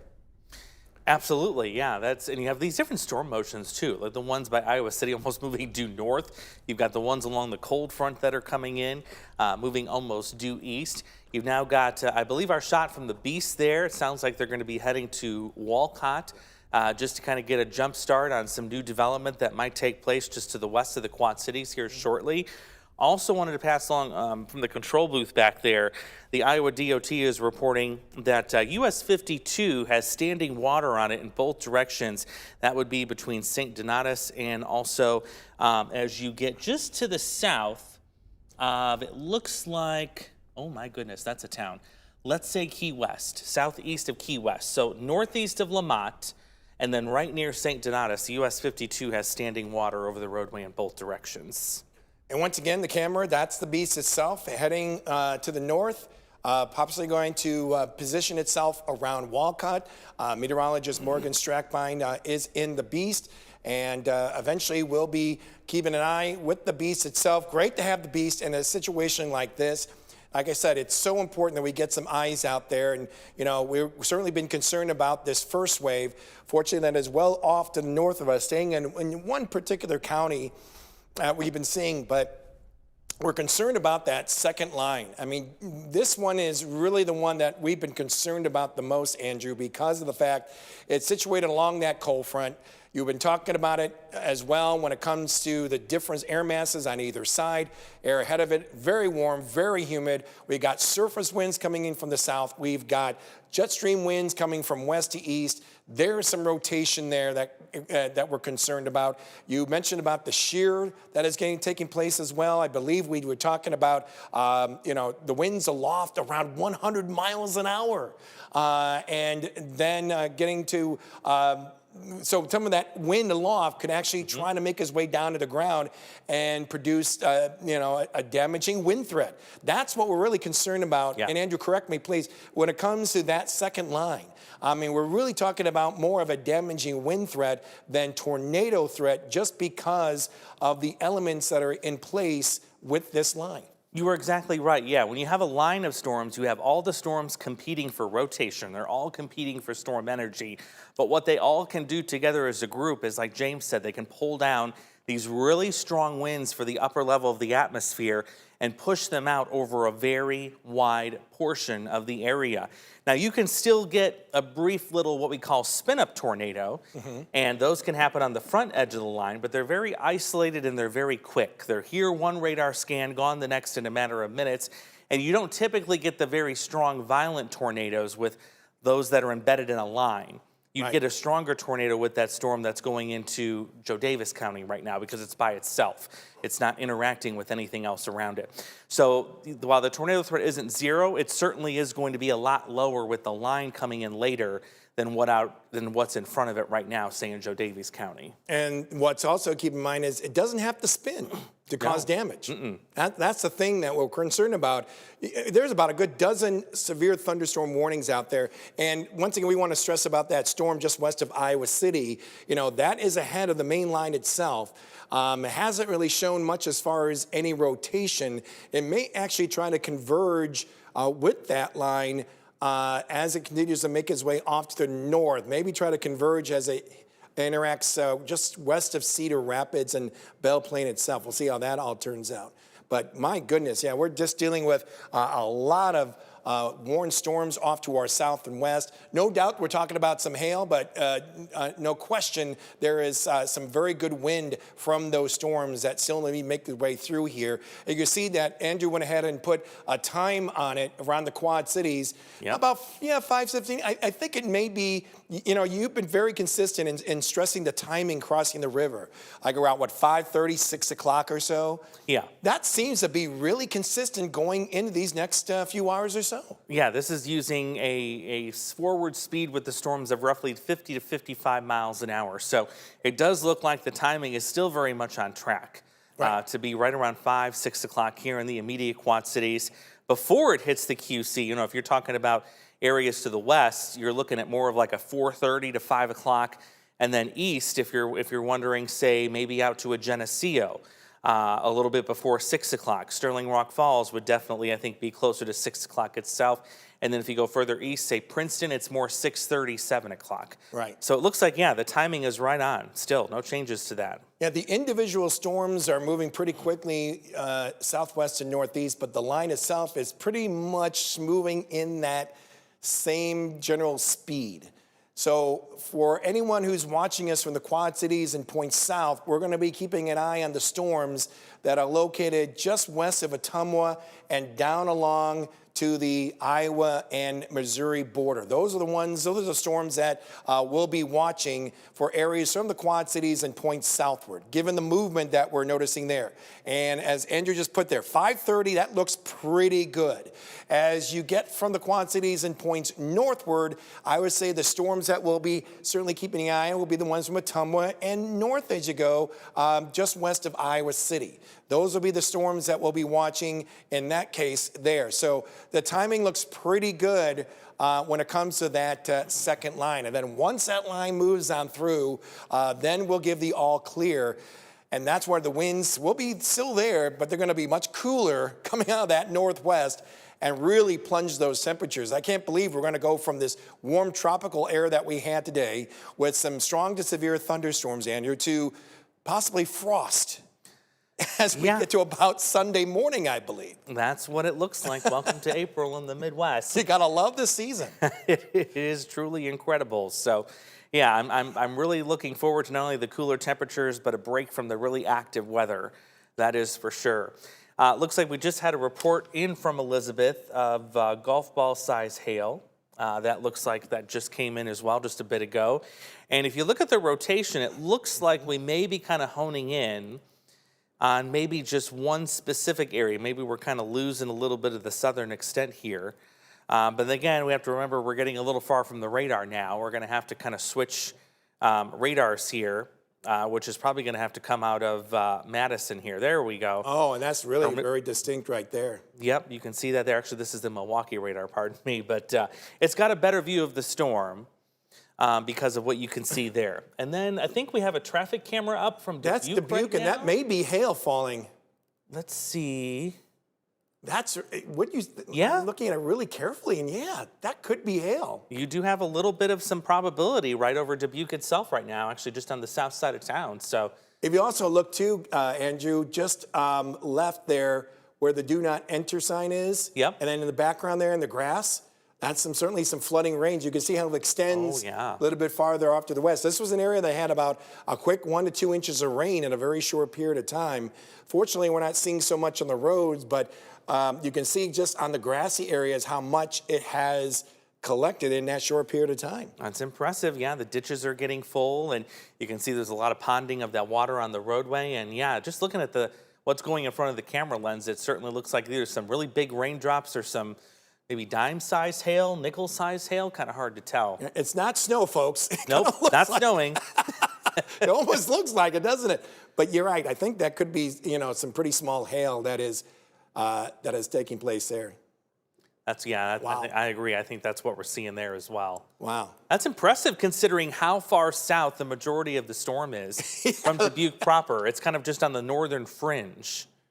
Yeah. Very impressive. That is something else. And, you can tell there's definitely some ponding out there. And keep in mind, in those little valley roadways, especially in those rural areas, that's a big concern because once again, there's just no place for this water to go. If you have good drainage, then that's not going to be a problem. Poor drainage areas, and there was certainly a good handful out there, that is a big concern, all right? There's just no place for that water to go. That tornado warning continues on. We take a look at the clock. It's about 3:18. I believe that warning goes on until, 3:30 or so. So we still have another, less than 15 minutes or so to go as the storm continues to make its way off toward the east. We certainly want to get that out of our area. More importantly, we don't want to hear any reports of any damage. The most we've seen so far has been in the form of some hail. As Andrew just mentioned, golf ball size hail that was actually reported. Eagle Ridge up there in Galena, seeing a picture showing, what would you say, is that, let's say that's marble size? Do you see that one picture from the National Weather Service? Oh, are you in the chat there? Yes, okay. I'm in the chat, yeah. Yeah, I'd say, gosh, it almost looks just a little bit smaller than quarter. Yeah. That's pretty good size. Yeah, that is.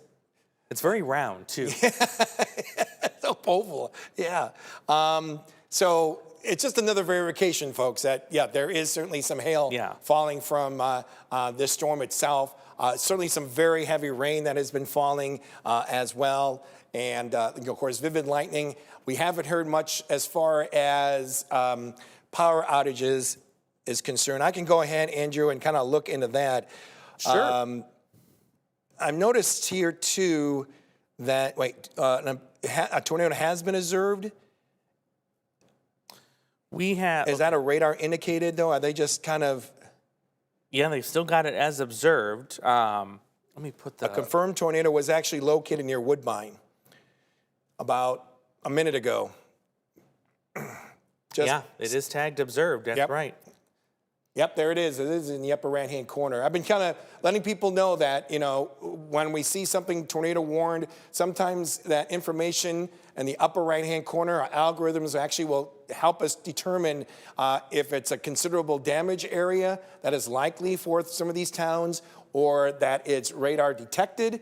In this case, you can see in the upper right-hand corner, it does say observed. And that's just taking that information that we have on the radar, but also the information that we're getting from the National Weather Service, and boom, that is the case. So, yeah, Woodbine, which is right where the golf course is. That's right, amazing how the valley's in there, and yet you can still get, a possible tornado on the ground. But there is a tornado on the ground. There is a tornado on the ground around Woodbine, and it's moving to the east around 25 miles an hour. I believe that is located right near Stockton. Yep, so Woodbine would be just due west of Stockton. Due west of Stockton, my apologies. Yeah. So it would be right about between Elizabeth and Stockton, basically. Yep. So, I had to look it up too, no worries, because I knew it was a smaller town, but I knew it was so small it wasn't going to pop up on the map, so I had to double check to see where it was going to be. And yeah, indeed, it is. It's right there. Yeah. No question about that. And, once again, if it's not rotating, it's certainly producing some pretty strong, intense winds right there. Oh, my gosh, the line. Yeah, the line of winds. When you see that really bright blue, that's going to be a very, very strong line of winds coming through. And I could easily see where that rotation would have been here, too. You can see the inflow coming in just south of Stockton now. Yep. And that lines up perfectly with where that would have been. So, get my little pointer. There it is. Kind of right in here. Kind of inflow of the storm, circulating back around. And yeah, there was Woodbine right there. So the storm heading east, though we've seen a little bit of a weird jog south sometimes because, again, it's interacting with the other storm it merged with earlier. But yeah, that was a really wrapped up circulation just a few scans ago. And it's still there, though. Right. Still very much there. So you're crossing Illinois 78. You're talking Kent. North of Loran and south of West Point, and then eventually into Erin. But I think that's going to take us into Stevenson County at that point. I want to point something out, and not to get away from our severe weather coverage. This is brief, but you and I was going to go and check out the power outages, anything that may be taking place to our north.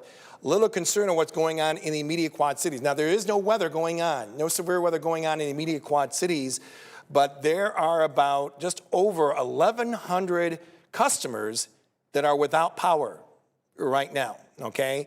Most of those, close to 600 of those, are in Rock Island County. Oh, wow. Cordova, just about the entire town is out of power right now. So, if you're able to watch our coverage on your phone, great. Have that with you, okay? We're not sure how long this power is going to be off. We don't know why the power is off. But hopefully your phone is fully charged, because we're coming up 3:30, and we're talking about that line of storms out to the west arriving by about 5:30. So hopefully, you're able to, you have a fully charged phone, so you can hear our information, hear our coverage where you're located. I wonder if maybe some of that's due to the stronger wind gusts that we've had kind of rolling through as this what we call like a kind of a prefrontal trough, or just kind of another fancy term for an upper level disturbance was coming through earlier. And of course, now the trees are starting to leaf out. There's more things for the wind to grab onto to cause some problems. Right. Imagine the newsroom is probably going to work on looking into that and see if they can get a response from the utility companies and see what's going on. Sure. Yeah. There was a nice gust over 40 miles an hour. Yeah. In the Quad Cities. It's been strong. It's been really strong. And who knows, we're probably going to see that wind pick up even more. We have to be concerned about the winds that are coming down from the thunderstorm itself. And that's something, you add to that motion, and that could certainly allow that number to get even higher to a point it can cause some damaging winds. And very likely a reason why we see all those warnings off to our west. We'll get to that in a little bit. But yeah, Andrew, there is definitely still some rotation going on, just where Woodbine is located, what you just mentioned. Yep, still heading east. And we're also getting, it looks like a new circulation to develop south of that as you travel down Illinois 78. In fact, that's where our algorithm is right now, is picking up another area of potential renewed rotation. This would be just to the west of Pearl City. And Pearl City is included, by the way, in that tornado warning. That's hopping over to Stevenson County, I believe, at that point. Mm-hmm. But still, the fact that this thing keeps cycling back and forth with these different areas of rotation, even though it's one storm, you're still getting these little spin-ups. Right. These quick intensifications of the circulation, remarkable. Looks like there's a new severe thunderstorm warning that has been issued by our good friends of the National Weather Service just out to the west in parts of Benton, but also Iowa, Johnson, Iowa, and even around Lynn. And now another thunderstorm warning has been issued for parts of Dubuque, Jackson, and Joe Davies County. This is a severe thunderstorm warning that has the potential of producing ping pong size hail, a $50 size hail, I should say. And these storms continue to move to the northeast, but they're now moving around 50 miles an hour or so. So this is a new severe thunderstorm warning that has been issued for this storm, and a storm that, would you say has really developed quickly just behind the main storm that's producing some of the tornadic activity. It really hasn't. The hail. The hail's been really something. Attention, if we go to the hail probability, you can see there's another big core of it sitting south of Dubuque and kind of aiming. It looks like this is kind of moving more northeast. So this may spare Galena for this next one, but the south side of Dubuque, if folks in the control booth in the back are listening, if we have any traffic cameras that kind of go a little south of Dubuque, that may be a view worth watching here. There's none south of Dubuque. Okay. Worth a check. You never know. That's right. But yeah, I think we're going to see these cores start to intensify a little bit more, just what I'm seeing based on the radar.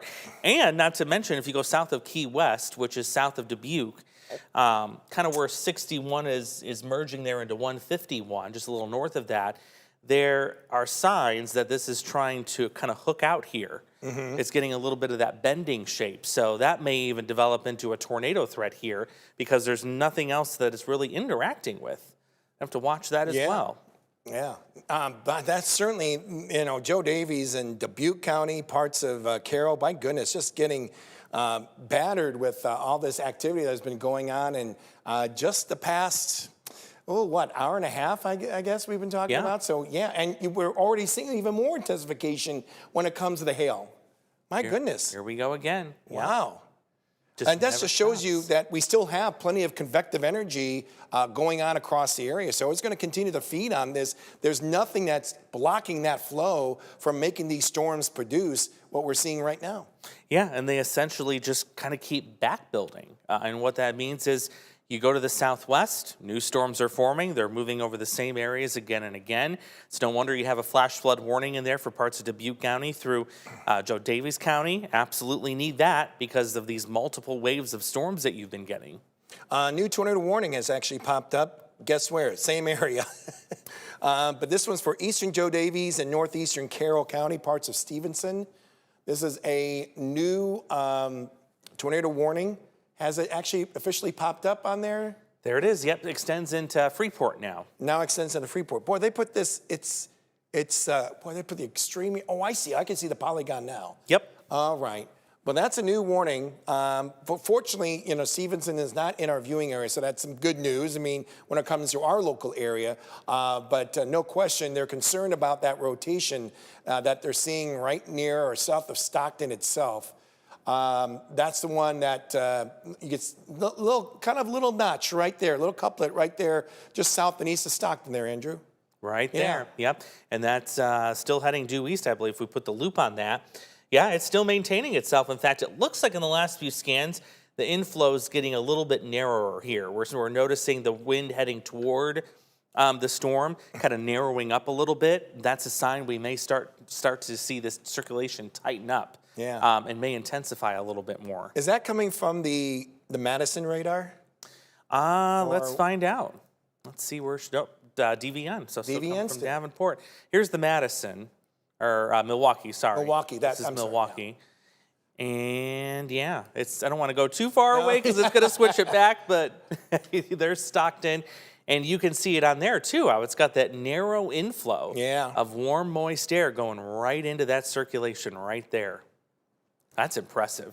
And let's not forget, we're definitely going to be keeping an eye on this storm. It's going to be making its way into Stevenson County in just a few minutes or so. But once again, we're not out of the woods yet. We still have a lot of activity going on off to our north and west. We're concerned about, of course, the heavy rain in areas around Highway 20. We've already seen 2 to 4 inches. Some areas are going to get another 1 to 2 inches of rain and thus cause some additional flooding, especially in those poor drainage areas. We're concerned about the runoff that's going on in these tributaries, eventually making its way into the Rock River as well as the Mississippi River.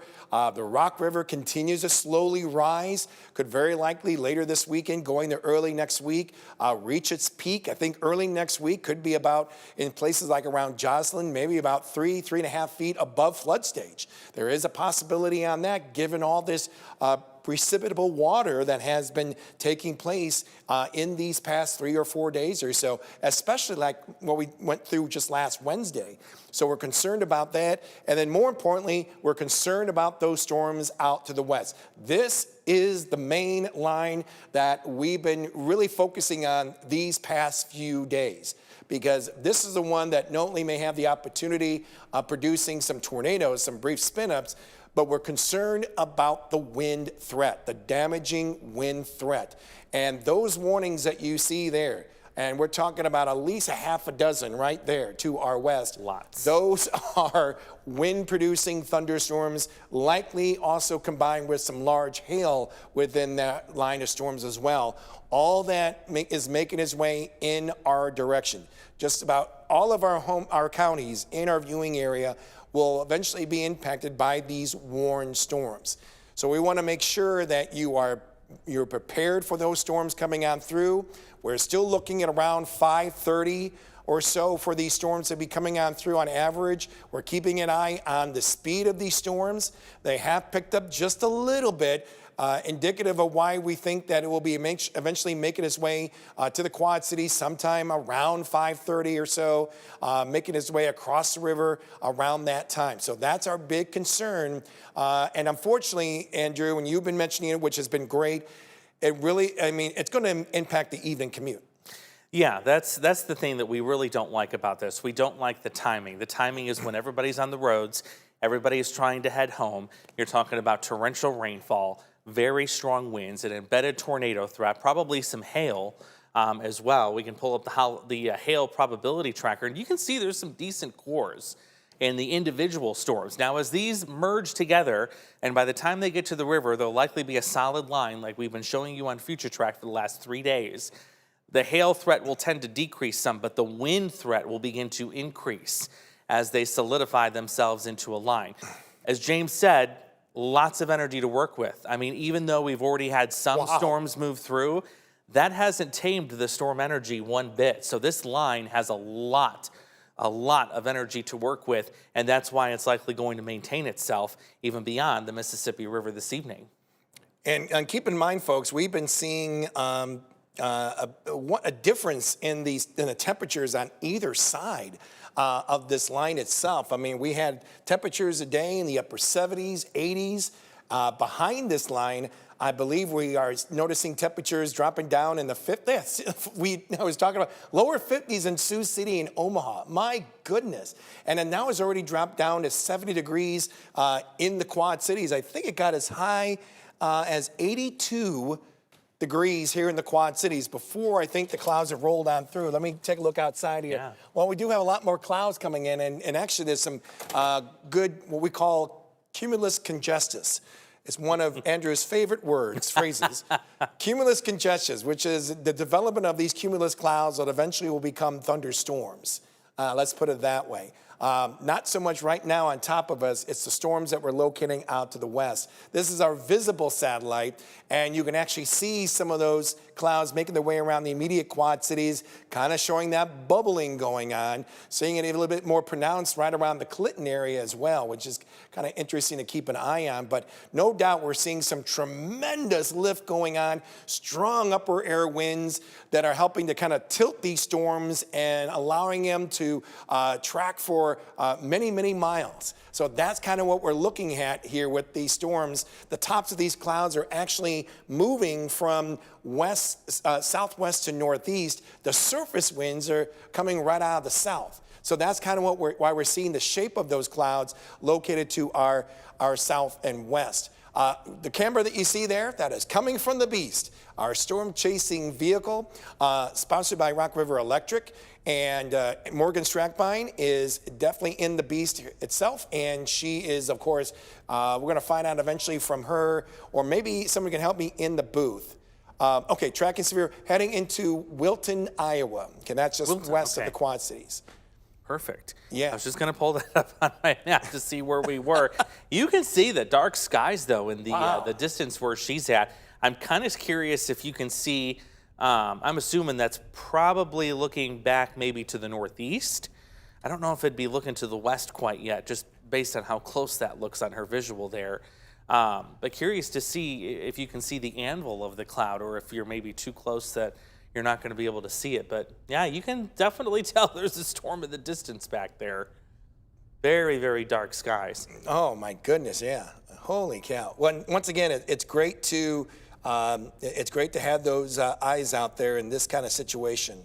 That's for sure. But it does look pretty ominous. Eventually, Morgan is going to eventually position herself certainly east of those storms out to the west, and then kind of take it from there, which one she's going to choose. She certainly is going to be in a prime location to not make too much of a difficult decision, just because all those storms out to the west, certainly have the same magnitude. So we'll better get a really good idea of what is actually going on, and then we can go ahead and give you even more of a detailed description of who's going to be impacted than anything, and what you're going to be impacted with. So that's what why we have the beast out there heading toward Wilson. And we'll remember this, folks.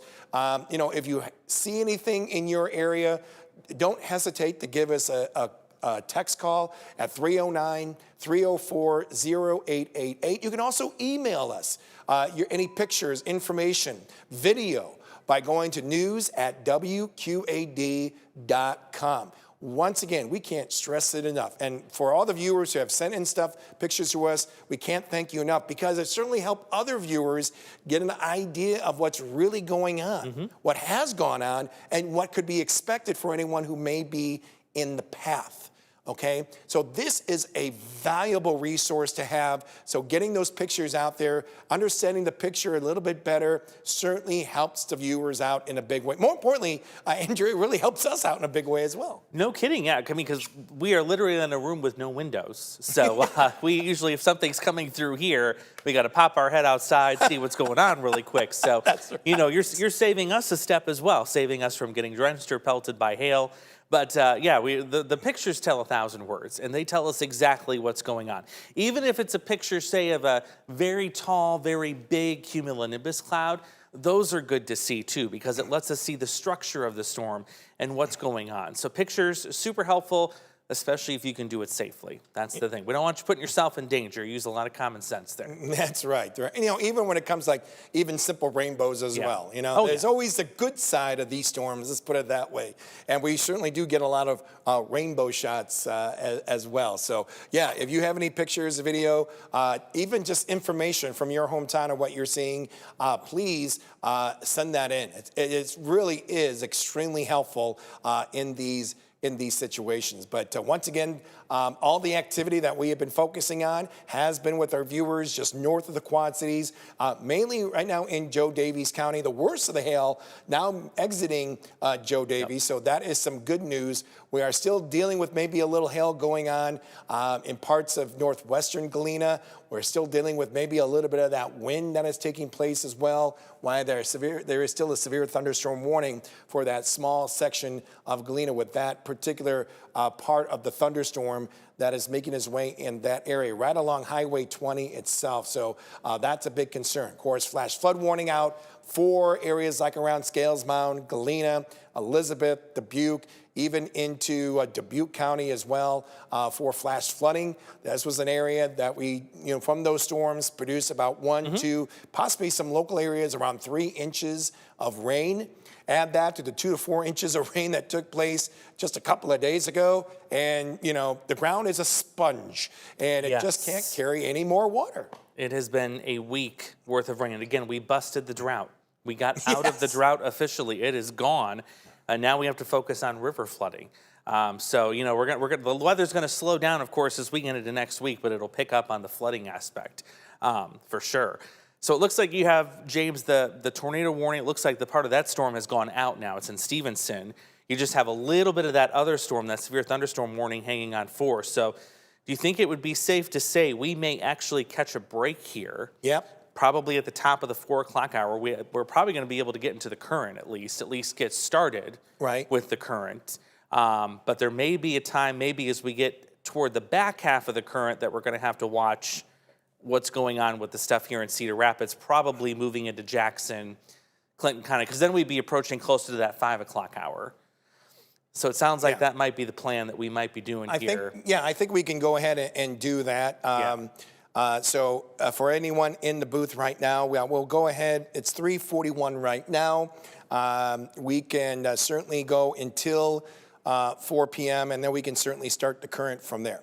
So it sounds good. Okay, so just making sure we got a confirmation from our booth. Of course, it's going to be more of the kind of the waiting game here, but we are, concerned about that line out to the west, and we want to make sure that people are, realize what we're dealing with when it comes to this line. Like I said, we'll be able to go on the current for a little bit, but who knows? Possibly in the next 45 minutes or so, we may start seeing some of those warned storms that are in Cedar Rapids. And we got that canary color. We're going to talk about that in just a little bit. But possibly maybe at the bottom of the hour at 4 o'clock, 4:30, is when we'll probably go back to our severe weather coverage and kind of be able to kind of give you a little bit of an update when it comes to the news itself. But those storms that we're seeing right now along and north of I-80, those are the ones to be concerned about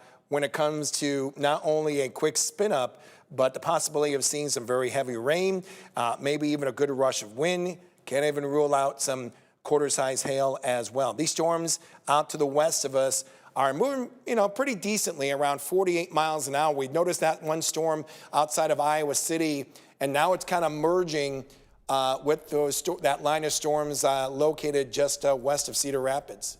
Yeah, looks like the process is starting, where we're going to see this solidify into a line.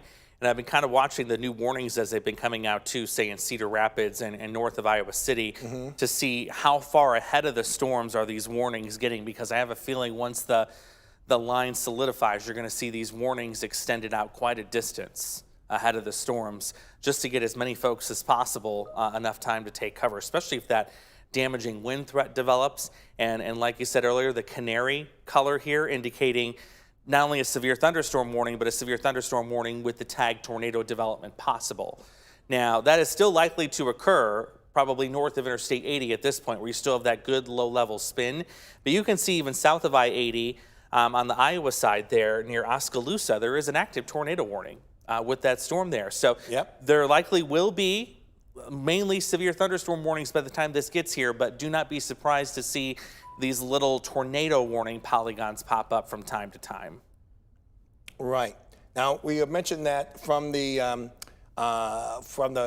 beast itself, where Morgan Strackbine is, she is heading toward Durant, I believe, and Durant itself, okay, towards Wilton itself, okay, and that's just off to the west. So she's now west of Walcott, right around that area near Rochester, New Liberty, and Wilton right there. So there's Durant there.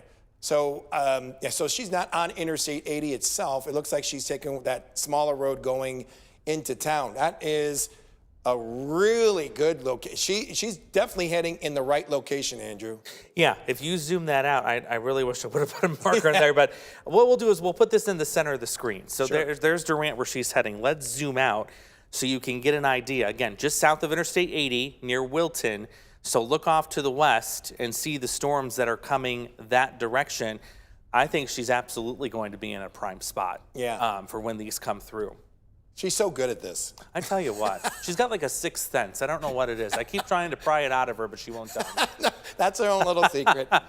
We're not going to bother her on that, but she does really know where to go in these situations. So definitely hats off to her. And, you know, why is that, folks? I mean, it's so important to get those eyes out there to find out what's really going on. It helps us out. It helps our friends over at the National Weather Service, any observers out there. It really does help, so we can really get a good idea. And more importantly, you know, not just what we're seeing now, but warning those towns that are going to be in that path. All right. Hey, we've seen this. It's clearly not just on the radar. It's definitely what we're seeing with our own eyes. And that's why we have the beast out. A very great tool to have in these situations. We get a lot of praise, a lot of people waving at us when it comes to when we show off the beast itself. It's just a great tool to have in these situations. It really is, yeah. And we've seen it time and time again.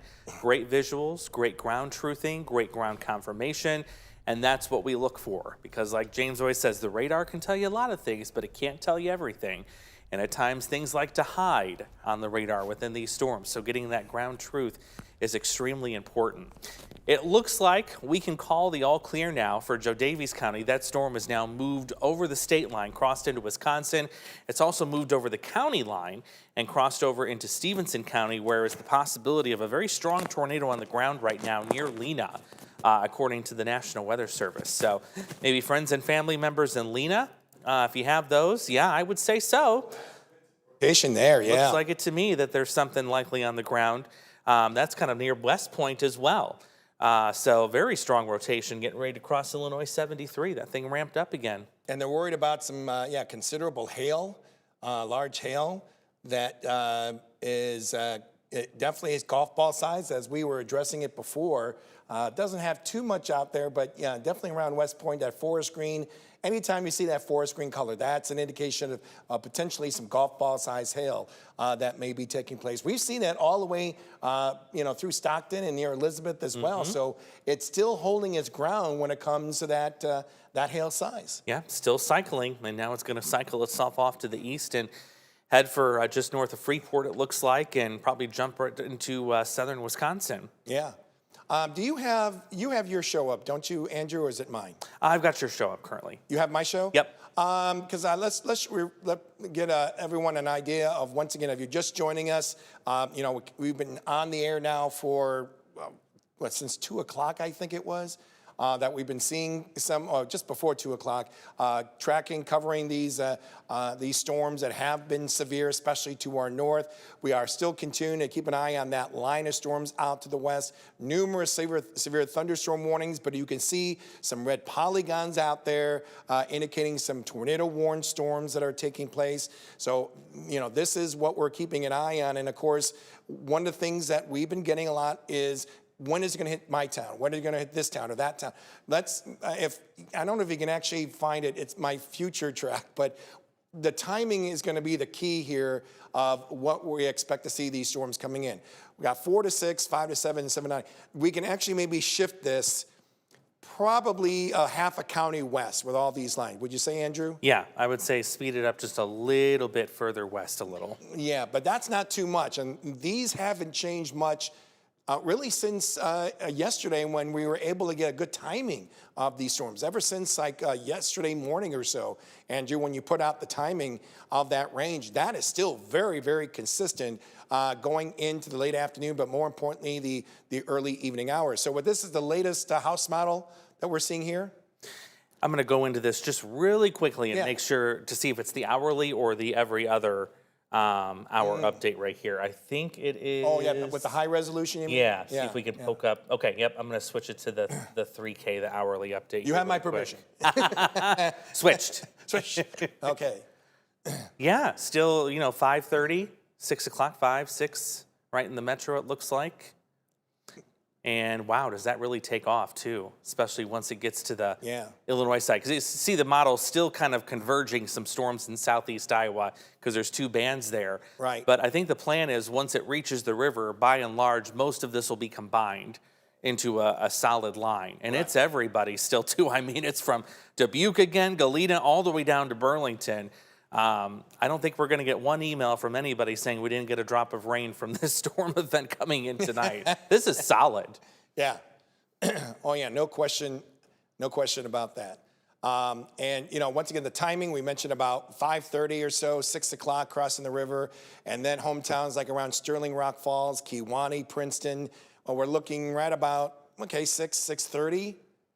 Is that upper right-hand corner? Is it going half hour? Yeah. So about 6:30. That makes sense. Mm-hmm. Sterling Rock Falls, down to near Geneseo, Kewanee.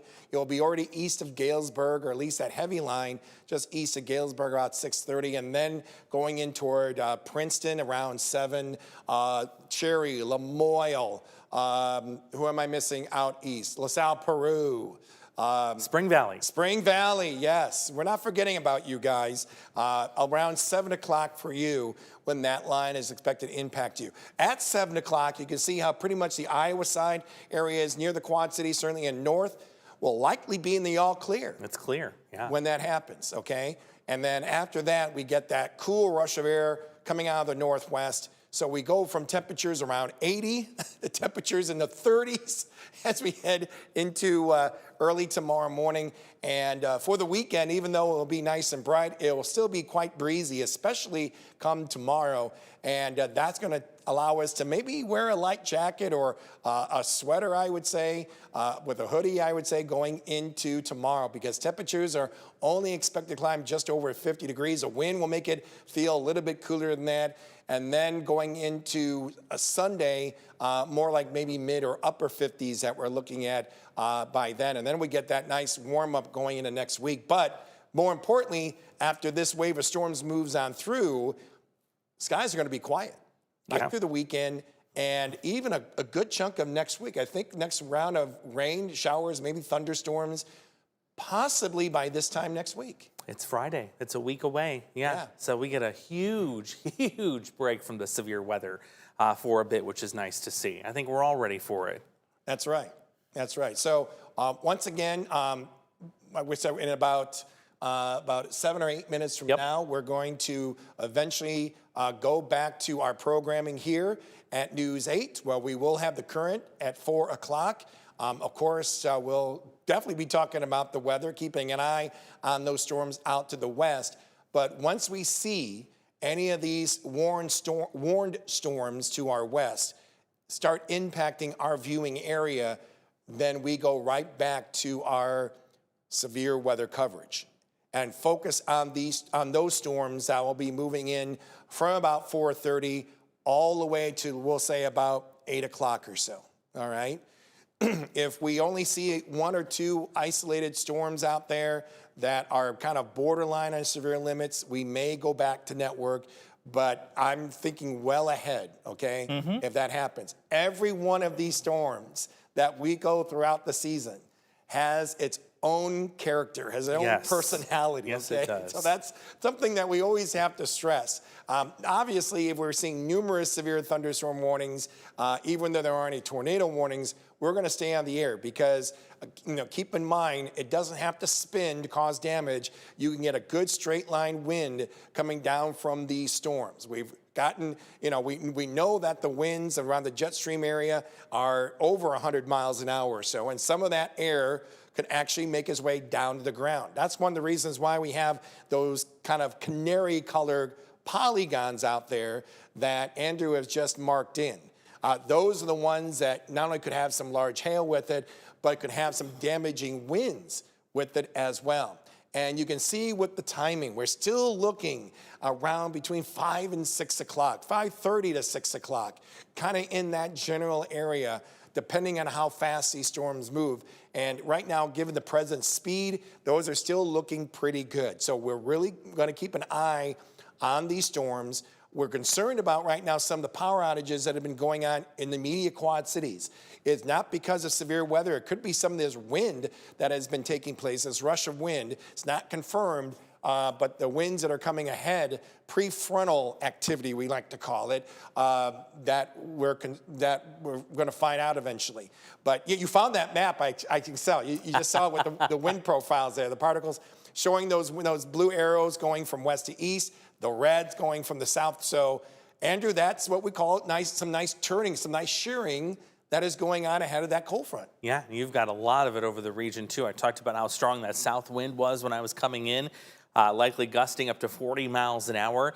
You also have some equally strong winds in the upper levels of the atmosphere near 100 miles per hour. And what you want to see for wind shear is these two different wind areas going in different directions. So, yeah, the blue going from east to west, the red being the wind here at the ground going from south to north. You combine them both together, that's where you get your spin. And especially right to the east of low pressure, which is where we're seeing the bulk of the tornado warnings. I think especially that threat continues to remain high if you're north of Interstate 80 on the Iowa side of the river, even though there are still a couple of tornado warnings to the south of that.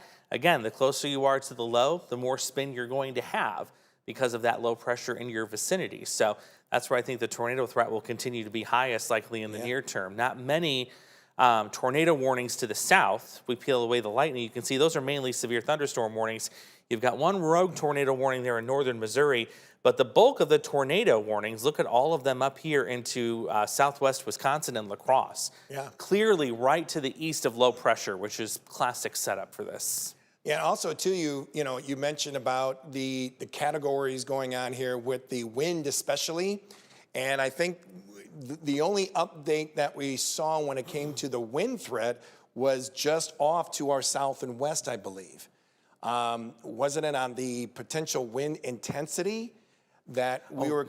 Has this changed maybe since maybe from early this morning? I think so. Yeah, No, moved but a maybe little not. I bit could be wrong. further.